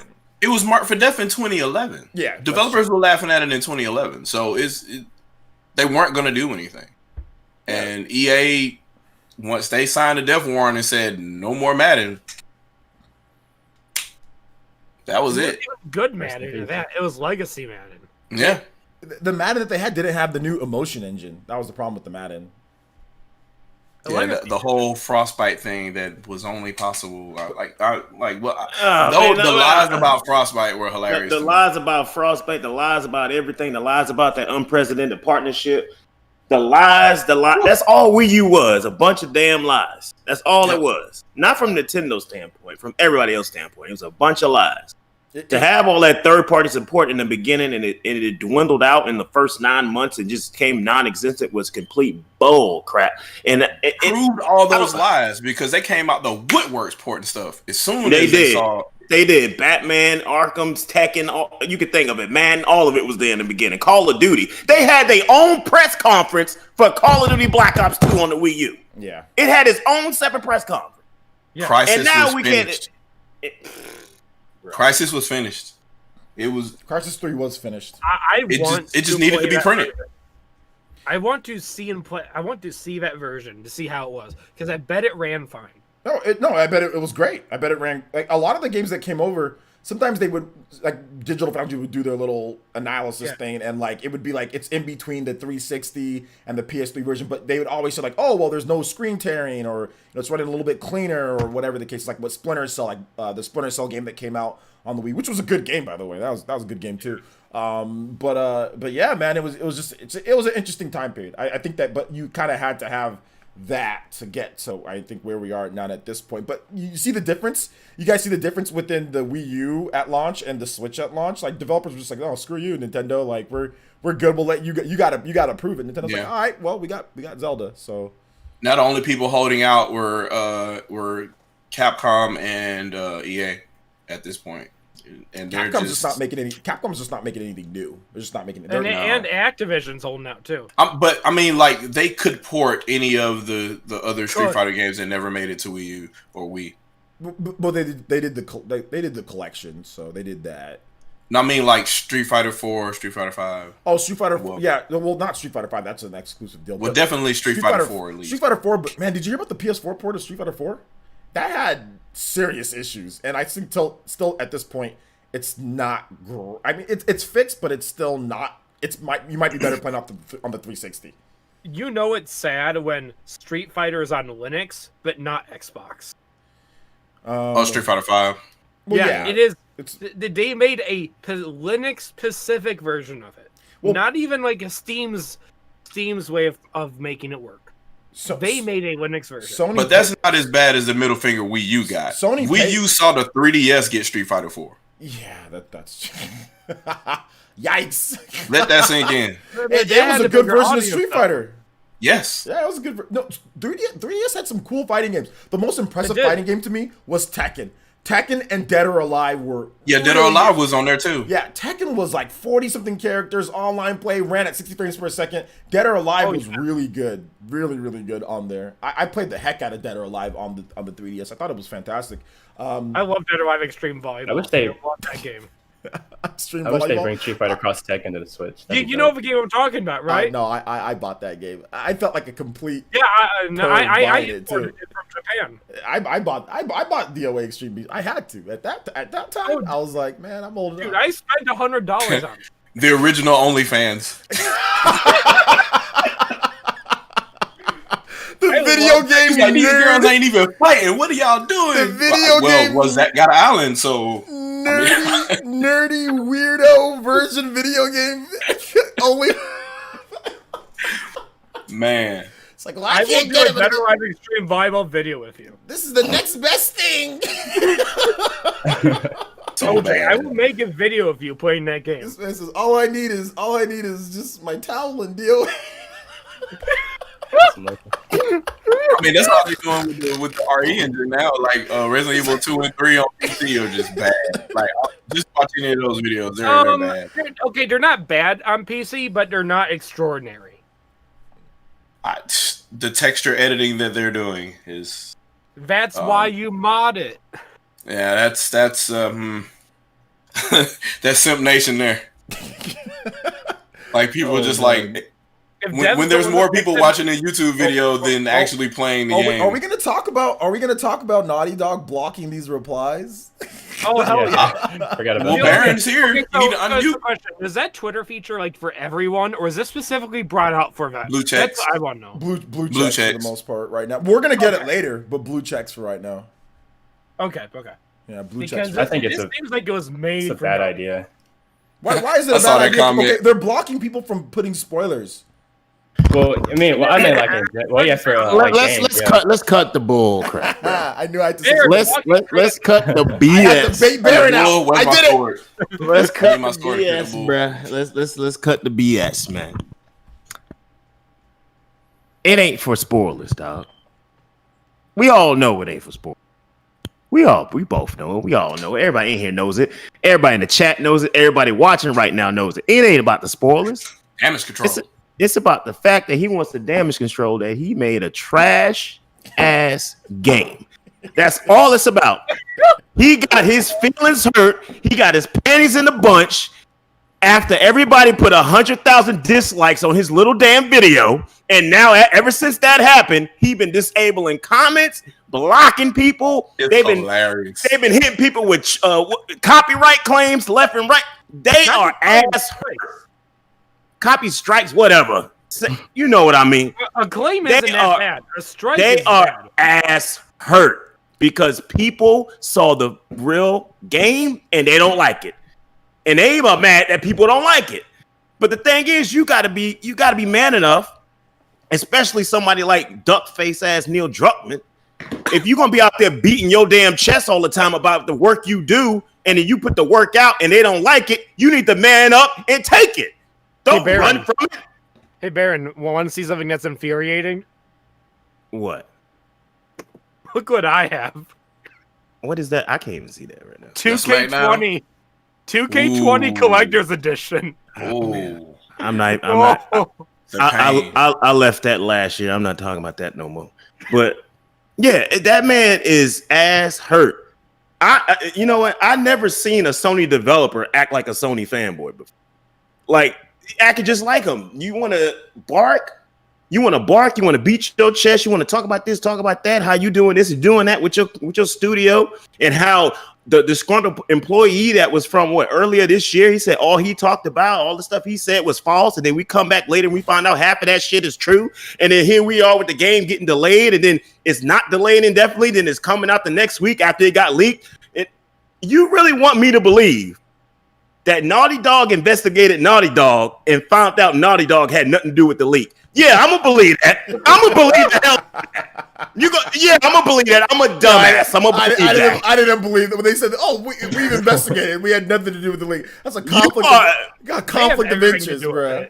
Yeah, that's what I'm saying. You ass hurt, Neil Druckmann, and I hope you listening right now, which I know you ain't, but I hope somebody sends this to you. You are an ass hurt D-tier developer. That's exactly what you are. You are a wannabe Hollywood scriptwriter, but you're trash at it. And now people seeing how trash you are, and you are mad because people don't like the crack that you trying to shove down your throat. And I'm glad they on your ass so bad. I'm glad they on your ass that you got to disable dislike bars, you got to disable comments everywhere you go. If you went to the grocery store and they had a comment label, you would disable that shit too, because that's how ass hurt you are. And I love every second of it. I'm loving that they can't block the emojis, so people keep posting the emojis like I just did, and there's nothing they can do about it.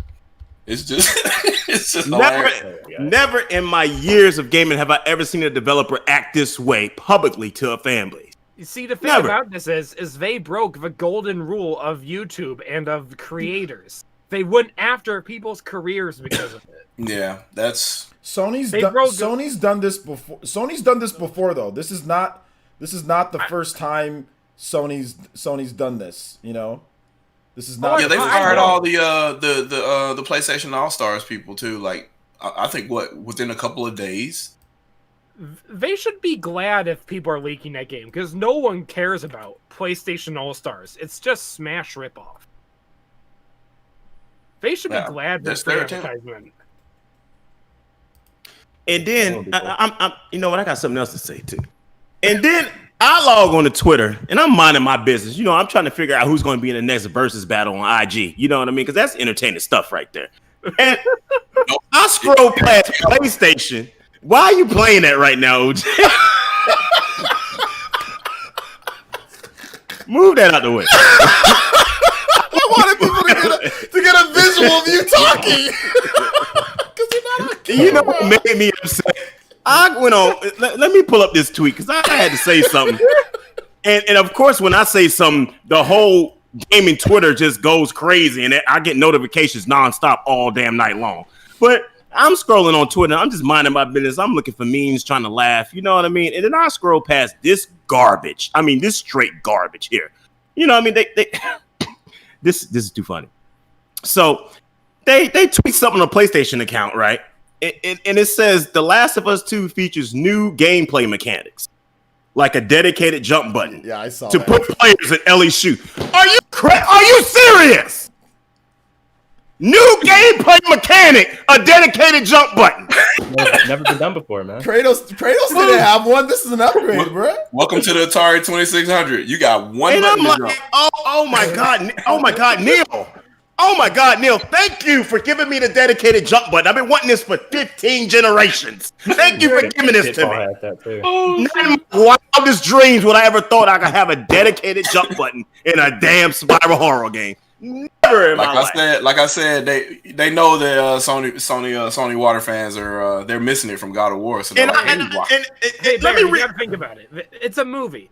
Getting a dedicated jump button is a big deal. I got you. But let me say this. I want to read this one more time. Because I told y'all I speak the gospel and I will always speak the gospel, and everything I say is the gospel to the T. It's the healed truth, and it don't matter if you like it or not. I tell you the truth. I'm going to read this for you one more time because y'all got to understand this is Sony words now, not mine. This is Sony words. The Last of Us 2 features new gameplay mechanics, like a dedicated jump button. What have I been saying about Sony? Not new to Last of Us, just new. What have I been saying about Sony's first party games for the last 5 years? They said internally that they've already got a system. Interactive movies. If that damn tweet they confirm what I've been telling you for the last 5 to 10 years, I don't know what's wrong with you. Well, something's wrong with you. I'll say this. You know, you can get in the prone. There ain't no developer on this damn planet that would put that sentence in a tweet and hit send, unless they knew that game was a damn movie. Yeah, I've never heard I mean, since Twitter has become a thing for developers, I've never heard anybody advertise new features like a jump button. You know, I've seen like Nintendo advertise some pretty lame stuff, but it's like Animal Crossing, right? So like everything you do in that game is lame, but it's supposed to be fun somehow. You know, you do a bunch of lame things that ends up being fun. But like a dedicated jump button, like I've never heard of the developer say we've got a jump button. Think about that. Like we've got a jump button. They advertise being in prone position and crawling under a truck. Wasn't that in Gears of War 15 years ago? That was in Medal of Honor over 20 years ago. I mean, I'm not going to sit there and say that this game's going to be horrible, because I think the game's actually going to be, we've got some leaks, guys, and obviously, blah, blah, blah. We know there's some weird stuff, whatever. Okay, am I allowed to say a spoiler? No, we're not allowed to say lame. Yeah. Look. I think the game is still going to be okay. Like, for as much as we clown on Death Stranding isn't like the worst game in the world. You know, it's not it's not Zork. You guys didn't play Zork. You guys didn't play Zork. Let me put it to you like this, man. Don't try to damage control for this game. I'm not it damage is what controlling. it is. I'm just saying that I don't think it's going to be the worst game in the world. I just think it's good. You like to be nice. I understand that. I want you to take the story out and just let me kill the zombies. Just let me max my tree out and kill the zombies. Well, guess what? They don't want you to do that. They want you to get really acquainted with people's relationships. They want you to get used to seeing. They want you to get used to seeing swinging golf clubs. They want you to do all that. Okay, that's what they want you to do. Come on. So man. don't worry about the gameplay. Don't worry about it. Choking Don't worry your about ass it. out. But don't worry about it. But I want to point out another thing here because I ain't done. I got to kick them in their ass on my way out. So there was another tweet. Now this is like 12 hours later. They tweeted this. It's some crap. How in the world are you a professional company, a gaming developer company, a huge gaming developer company, and you put out a tweet and you disable the replies? Who tweets and disable the replies? What's the point of tweeting if you disable replies? But they were smart though, because they did another one after that, and after they did the other one, they did the blue check privacy thing, basically Game Journal Pros. But so it wasn't technically you could reply, but only if you also had a blue check within the industry. You can quote tweet that stuff though. You can quote tweet it. Yes. And you can say what you want to say. But it doesn't give the same. Had lots of fun. It doesn't matter because the point of Twitter is to have a discussion amongst the announcement with your peers. I know. You can't do that when you quote tweeting because they can't see what you're saying unless they follow you. Because people keep on spoiling the game. Because it's trash. He needs to just face the fact that everybody done seen it already. But here's the thing. It's like running from the sun. You can't run from the sun. It's going to get your ass at one point. Oh, no, but here's what I'm saying. So you just let it just get over. You got to think about it from. Okay, think about it. Look. I got you. But think about it think about it like logically from their end, right? So, it's subjective whether the game's trash or not. It's subjective. So they're trying to make a game. Now, this is Baron. You deal with AWE, or AEW. Sorry, AEW. There's a lot of business that goes on. There's a lot of things that happen because of it, and the fact that this leak and this stuff could lose them potentially hundreds of millions of dollars. They're scared. Let's just be real here. They're scared. Sony and them, they're scared. And if I was them, I'd be probably panicking and doing weird things too. They've been working on this game for how many years now? For 5-6 years. They've been working on this game. Everything's came down to this moment. They've had so many issues, and now it's all jeopardized because of leaks and because it's a story-based game and people are spoiling the hell out of it. And this literally could cost them millions of dollars. Wouldn't you be scared? I don't agree with that. Wouldn't you be terrified? I don't agree with that. I agree that that's what they're thinking that way, but they shouldn't be thinking that way because they've seen other games get spoiled like this. But Catherine was streamed the night it came out, and it's a puzzle game that people don't want to play. No, but Catherine's got gameplay though. Like Catherine, it's got story stuff. But the thing about a lot of people didn't want to do it because it was hard, so they just watched the cutscenes. But hold up. That's a whole different thing because that game is nowhere near on the scale, like the level in terms of money and in terms of story stuff.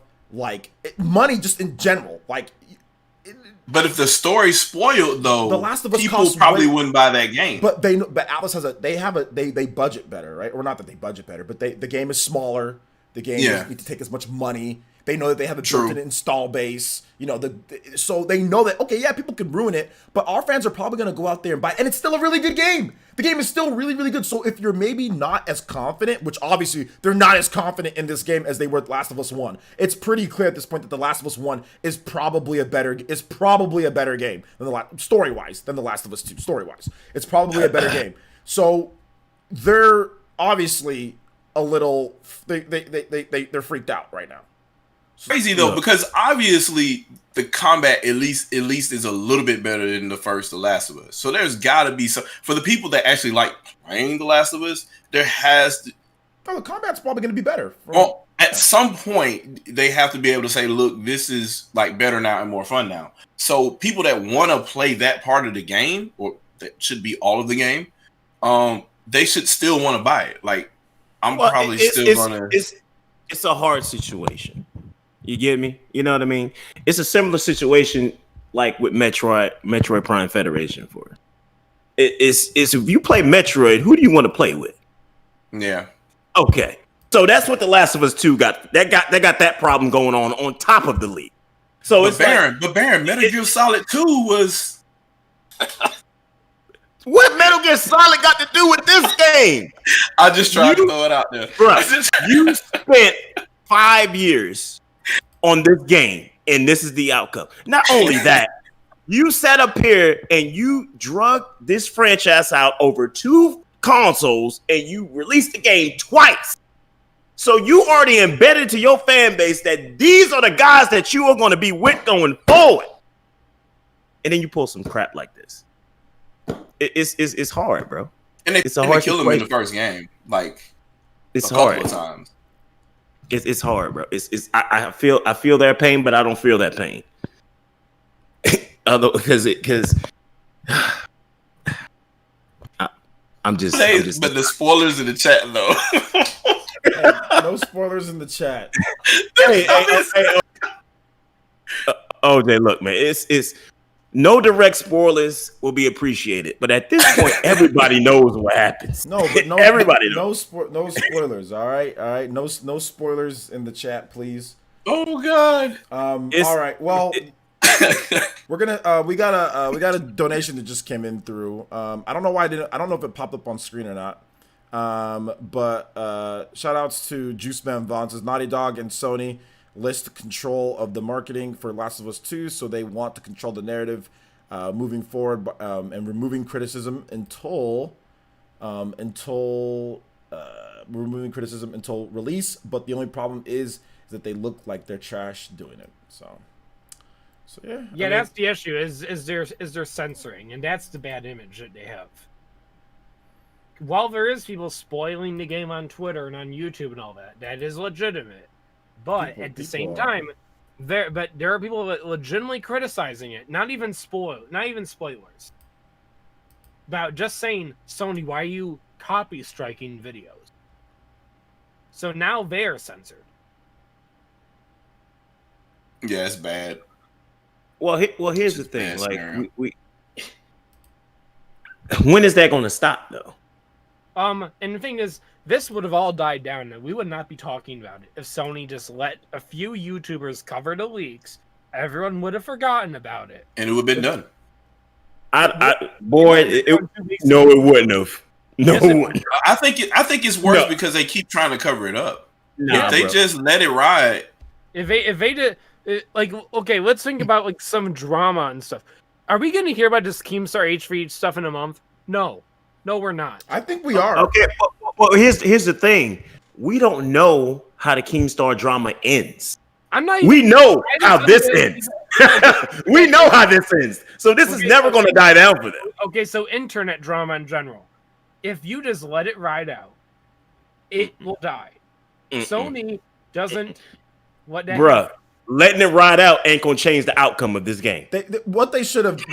So it's not an option. The thing about it is that we're humans, though, right? And as with humans panic, and they didn't have. Like, if you're in this is not familiar territory for Sony. This is the only thing that you can probably say that is anything similar was 2006 when the PS Slim was. It's just a system that was, that was being revealed, or that was leaked, a system, which obviously that affects your current sales, or whatever.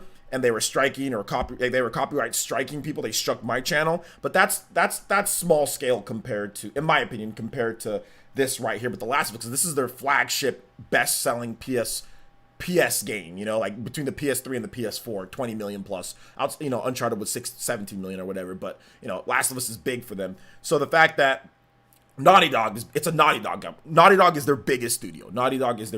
So they made mistakes. They made mistakes. Can I cut in real quick? I think it hurts them the most because this was also going to be a PS5 title.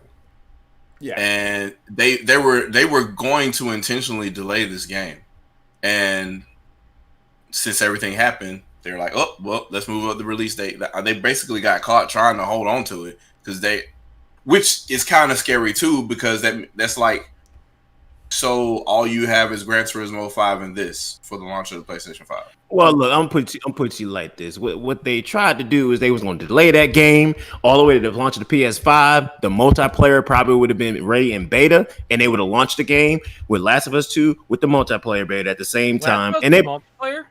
Yeah, there's multiplayer. Well, if you've seen the leak, you would know that. So, so I've watched some of the story stuff, but I did not know that there was I knew there was in the first game, but like, does anyone actually play it? Yes, people did like the multiplayer in Last of Us. Okay, so it wasn't shellwave mode. Well, the thing is, the game Uncharted multiplayer too. So the game it's going to be separate from the main game, obviously, from what the leak is showing, because it's nowhere near as complete as what we saw in the story part. But that's what I believe their plan was, and now that plan is out the window. So all I gotta say is this, man. It is what it is. All right, this is why y'all need to get off this interactive movie train and start being fans of other franchises, because it ain't gonna get you no far. Once the story is gone, what makes you keep coming back? And now Last of Us 2 is obviously an example of what I've been talking about. Because the game is now worthless to millions of people. Because on the gameplay side, it doesn't offer anything to make you come back and stay. Well, it's like Last of Us 2.0. It's like a little better than the first one. I do want to address something because I know they talked about like the launch of the game, and I don't think anybody was here is going to criticize and say like the launch is going to be so bad. There's not going to be systems sell regardless of what you have at launch. Your Wii U sold a ton at launch. You know what I'm saying? Like even though it had old games and it sold 3 million. Yeah, it sold a bunch. So it's not about how you. The launch is not really important because all the hardcore fans are gonna rush out there and buy it. It's what you have afterwards. So when I'm saying, to be fair, the Wii U or the Switch didn't have much at launch. That doesn't matter. Most systems don't have much at launch. Most systems, if you go back and look at all the systems, a lot of them don't have a lot of great, amazing games at launch. That's not the whole point. It's how you do later down the line. So nobody's sitting here saying that the PlayStation 5 is not going to sell well, or Xbox One X is not going to sell well at launch. That's not, nobody here is saying that. Well, I'm going to say this before I leave. I'm just saying it's kind of scary because Sony's been silent for almost 2 years. It ain't going to sell well. Once they came out and said they was going to have supply restrictions, it was already done at that point. That's different though. They're going to sell. It was already done. They're going to sell whatever they got. They're probably just. It was already a hard sell with. What they had already. Yes, it was. They didn't have any titles. They didn't have any titles. No, you underestimate the PlayStation fan base. The PlayStation 4. Oh, I don't underestimate nothing. The PlayStation 4 what I do, Killzone, a crappy Killzone and Knack, dude, and it sold like gangbusters. Xbox One was $500 and launched with Rise Son of Rome and sold 1 million in the first 24. And Killer Instinct with 8 characters or whatever and sold 1 million in the first 24 hours. The hardcore people Wii U obviously only had Nintendo Land and New Super Mario Bros. And old ports, and that sold 3 million in the first, we know it's going to sell. We know it's going to sell at least 1 million when it launched. That's just almost standard. It's going to sell. Like the hardcore PlayStation fans are going to go out there and buy it because third-party developers are going to put their next Call of Duty. They're going to put the Assassin's Creed. They're going to put and that's not the only place they're going to be able to get them. The dynamic is going to change a lot this time. Just like how the momentum. Just like how the momentum shifted from Xbox 360 into Xbox One, it can shift again, and it's already shifted. It's going to be more balanced. It's going to be more balanced. It's not going to be PlayStation stomping a mud hole on Xbox. And then you have the Nintendo Switch effect, which also is going to have a big role in it as well. So I'm telling you right now, I ain't expecting that launch to be nothing impressive, especially on the games front. So I said this at the beginning of the year. Y'all gonna learn to listen to this damn gospel because all I'm keep coming back is telling you, I told you. See, the thing with Xbox this generation is when you buy an Xbox Series X or Lockhart or whatever you're gonna get. I'm not an Xbox fanboy, but I recognize the fact that the Game Pass value is there. On top of that, with possibly this Xbox Live 1.0 coming back, there's someone's gonna jerry-rig it onto Xbox Ones and the Series X and the Lockhart. And then all the backwards compatibility with 360 games, OG Xbox games, all the Xbox One games. There's going to be so much there that even if you just have a bunch of 360 games laying around, you're probably going to be more tempted to buy that. I think a Halo at launch is probably going to be it's going to be the biggest killer app too. It's going to be Game Pass with Halo on it, not Halo itself. I'm about to get off here because I have to go. So I have one last thing to say. Animal Crossing still sucks ass.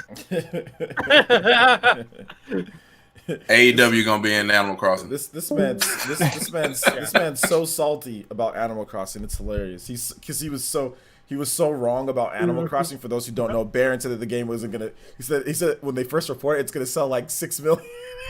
Yeah, I don't like it was 4 million in Japan. This man was like, well, I'm telling you the gospel. This is what I'm gonna tell you right now. I'm gonna tell you this right now that there's no way and this boring Animal Crossing is gonna cross this. And we're like, all right. I said, all right. So I'm thinking that between both of those consoles now, I think they really originally before the CV thing happened, they were probably thinking they could pimp this out and sell or at least ship 5 million consoles a piece this year, because like the user bases are actually growing. So you're looking at 100 mil here, 100 mil there. So we don't have a couple of generations where you have more than one console selling 100 mil. So you're like, well, if we push this out and we've got these streaming situations now, and now as you move on to this new hardware, you don't really lose any games.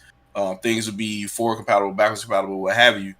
That'll be the selling point for these consoles going forward. But with the situation right now, with the way everything's slowing down, not only is it going to hurt manufacturing, like these consoles still haven't been ordered yet, and you have individuals now like, I might not have the disposable income no matter how much of a rabid fanboy I am of insert company here. That I think that's changing their projections. They might be literally like, we're only shipping 1 million or 2 million this year, if they ship at all. Yeah, well, we'll see. I think they will ship.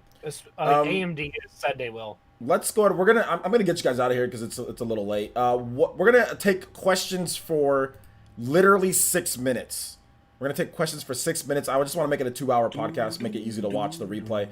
So if you have a question, you can just tag me at PlayerEssence. PlayerEssence, just hashtag PlayerEssence. I'll be more than happy to point or to answer some questions. Appreciate it, Destiny. Apparently she's sending people here. Oh, Destiny's sending people here? Oh, shout outs to we got raided by Destiny? What's up, Destiny? Yeah. Thank you, Destiny, for the raid. Appreciate that. Shout outs to all the... I don't know what Destiny calls her.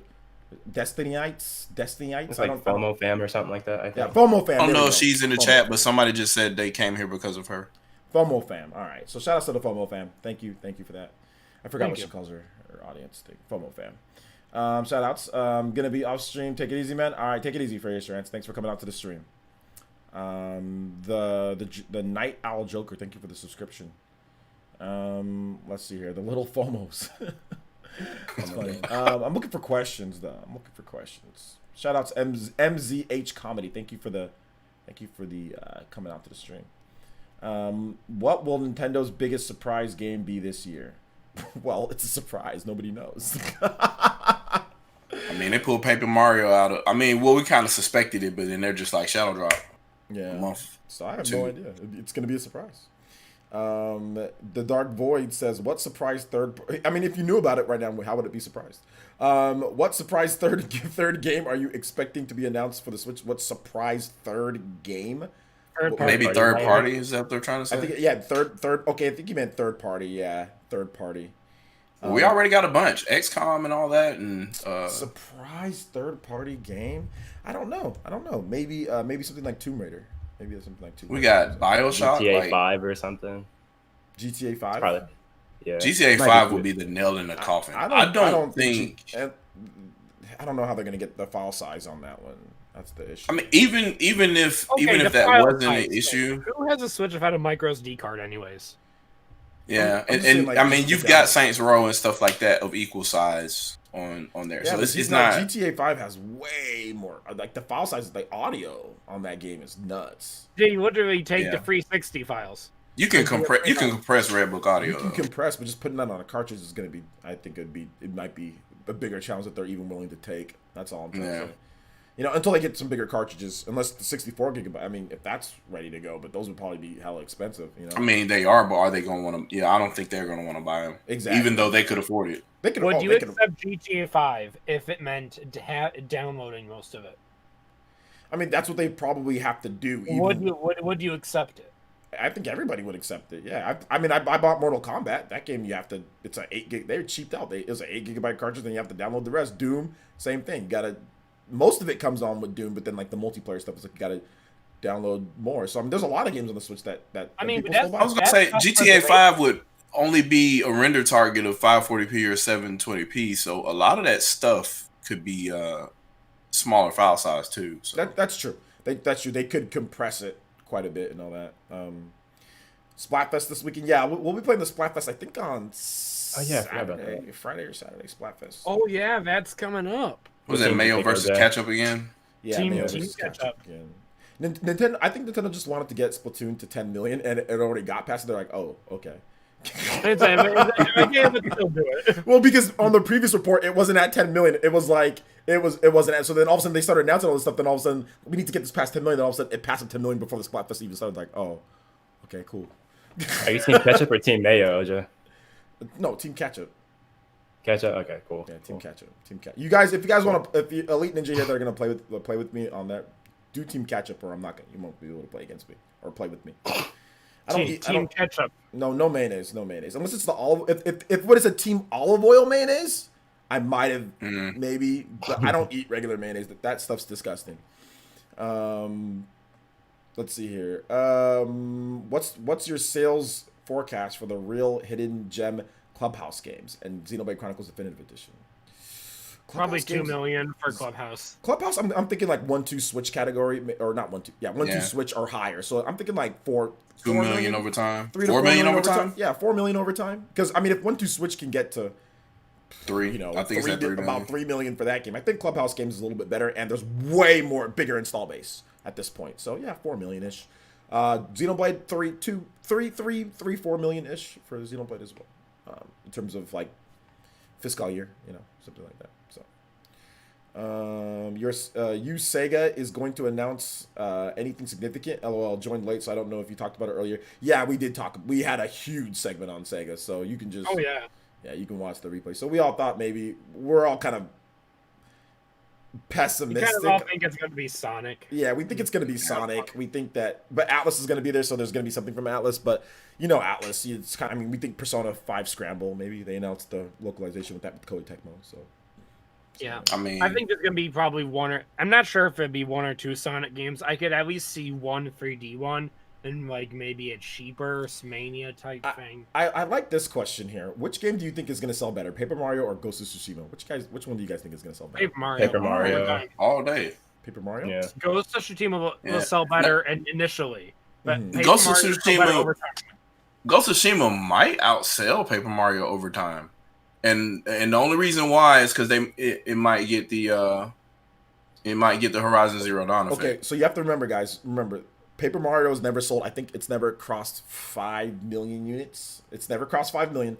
Paper Mario as well is a turn-based gameplay, and Paper Mario. Another thing with Paper Mario, guys, is that Paper Mario doesn't go down in price. Exactly. There you go. That was it. It doesn't go down in price. Ghost of Tsushima will be It'll be $7 $7 and a bag of chips by the end of the year next, and there will be a complete super definitive edition that's super 4K, ultra res, high PS5, and they'll be like, all you have to do is buy a PlayStation 5, or all you got to do is buy. They'll slap Horizon, Ghost of Tsushima, God of War, Uncharted, and a one box and say Super PlayStation 5 bundle. And then they'll count all those sales for the game. So you have to factor that in. I think Paper Mario initially is going to blow it out of the water, and then Christmas this year is going to happen, and then Christmas next year is going to happen. And it's going to be $20 this year because it's going to be $10 next year, or $7 like OJ was saying, and it's going to be a wrap. Bro, that's what they do with The Last of Us. The Last of Us, bro, it's just on the system. There's no actual thing being sold. It's like on the system. Like, oh, it's a sale.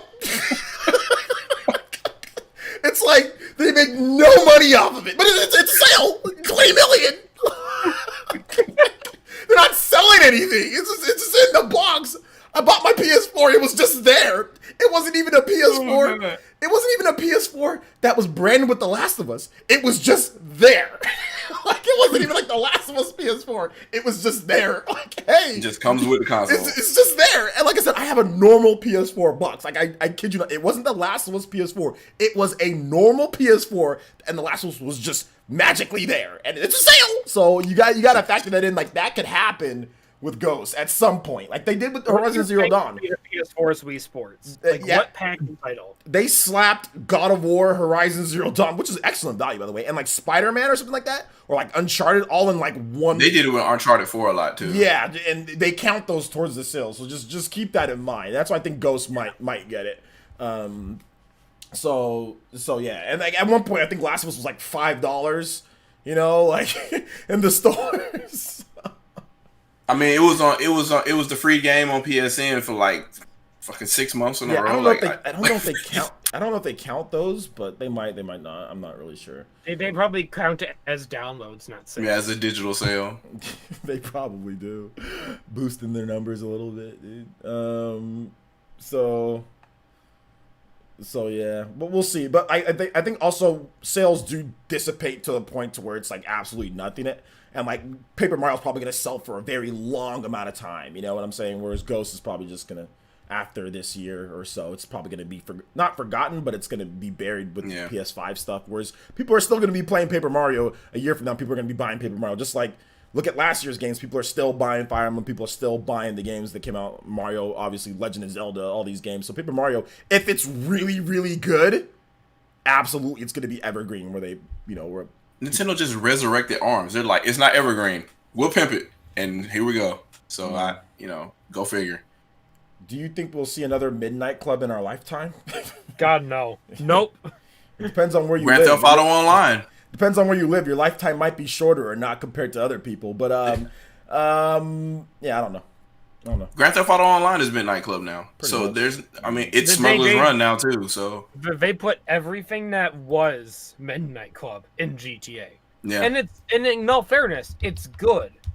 It's just we'll never see dedicated Midnight Club ever again. Yeah.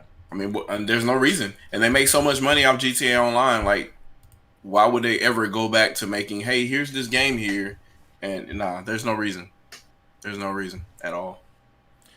Somebody asked a question, a very good question. He says, "How do people here have a Sharingan after their name?" That's when you join up or when you sponsor the channel. It starts off as a headband, but then as you 1 month, it starts forming into a Sharingan, and then it forms into a fully fledged Mankiku Sharingan, and then it turns into a Renengan after you've joined up for the channel for a year. So sponsor the channel. Sponsor the channel. That's a good question. That's a good question. And then Nindy Gamer activates his Sharingan. He's like, that's a good question. Somebody asked me if we said anything on Streets of Rage 4, but that would be a long conversation because I love that game. It's a very good game. We'll leave it at that. But we're going to go ahead and stop it right here, guys. That is all the time that we have for questions. I want to give some... let's do some outros. Let's start off with our guest, Katana Riku. Our guest. We have a couple guests. Katana Riku, where can they find you at, man? Yeah, you guys can find me youtube.com/Katana Riku. I'm going to type this in mobile because, I don't feel like keep opening a browser, but I do streams, Animal Crossing, I do PSO2 content, Shin Megami Tensei, and other Nintendo content. So yeah, check me out. I'm just getting started, so yeah. Did you link your channel? Oh, I'm doing it right now. Okay, cool. Okay, yeah. So guys, go subscribe. There's 300 something of you guys here. Definitely should get at least a good bump of about 20 to 30 subscribers probably tonight. Big Z, where can they find you at, man? You can find me on YouTube at Zildjian65, Twitter at Zildjian65YT. I should be doing an update video pretty soon on where I've been, what I've been up to, kind of thing. Maybe next month or so about that. I have some computer issues I need to work out before then. All right. Sounds good. And anime was a mistake too. I just want to make sure that we let everybody know. Yes, that is my poster. Anime. I made that for when I went to SmackDown. Wait, you made that yourself? I couldn't tell. Yeah, in fact, Xavier Woods was very mad at me when he saw that. All right, and Shadow Fox, where can they find you at, man? With a nicely, by the way, your beard is nicely trimmed today, Shadow. I didn't compliment it, but that is a nicely trimmed and good-looking beard, man. I got to give you some compliments on that. Trying to get there. I'm trying to be like you. I bet the wife was like, hey there. Yeah, she likes the couple of grays that are on here, so trying to make that a habit. Yeah, trying to make it a habit. So I just posted in the chat, so that's the latest video talking about Unreal Engine 5. Yeah, I'm gonna check that out. YouTube.com/ShadowFoxInfinite. Go there and be entertained. And Twitter ShadowFoxRK, and you'll find a lot of souls being destroyed. So, but yeah. That's all I have going on right now. I have videos on the other two consoles, but they're still pending from a lot of updated information. So Mike had a funny comment in the chat. He says, "This is like the movie Four Brothers: 3 black guys and 1 white guy." Oh, God. All right, everybody. You know, Shadow Fox is Tyrese. That's for sure. Shadow Fox Tyrese. Oh man, I think it was Mark Wahlberg in that one. So Big Z, you Wahlberg, I think, man. Like, what's going on? not bad. That's an insult to be compared to Mark Wahlberg. Dude, Mark Wahlberg's dope. Have you eaten at his shitty restaurant? No, I haven't eaten at his restaurant, but I'm just saying, as an actor, he's pretty good.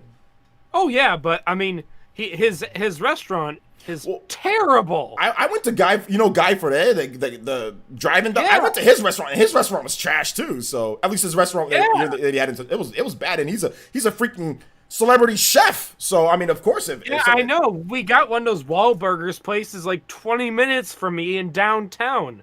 I try to avoid that street with all caution because I don't want to see that place. So here's what's happening, guys. Okay, we got a screening for Four Brothers that we're gonna be doing next time. Don't worry. No, I'm joking.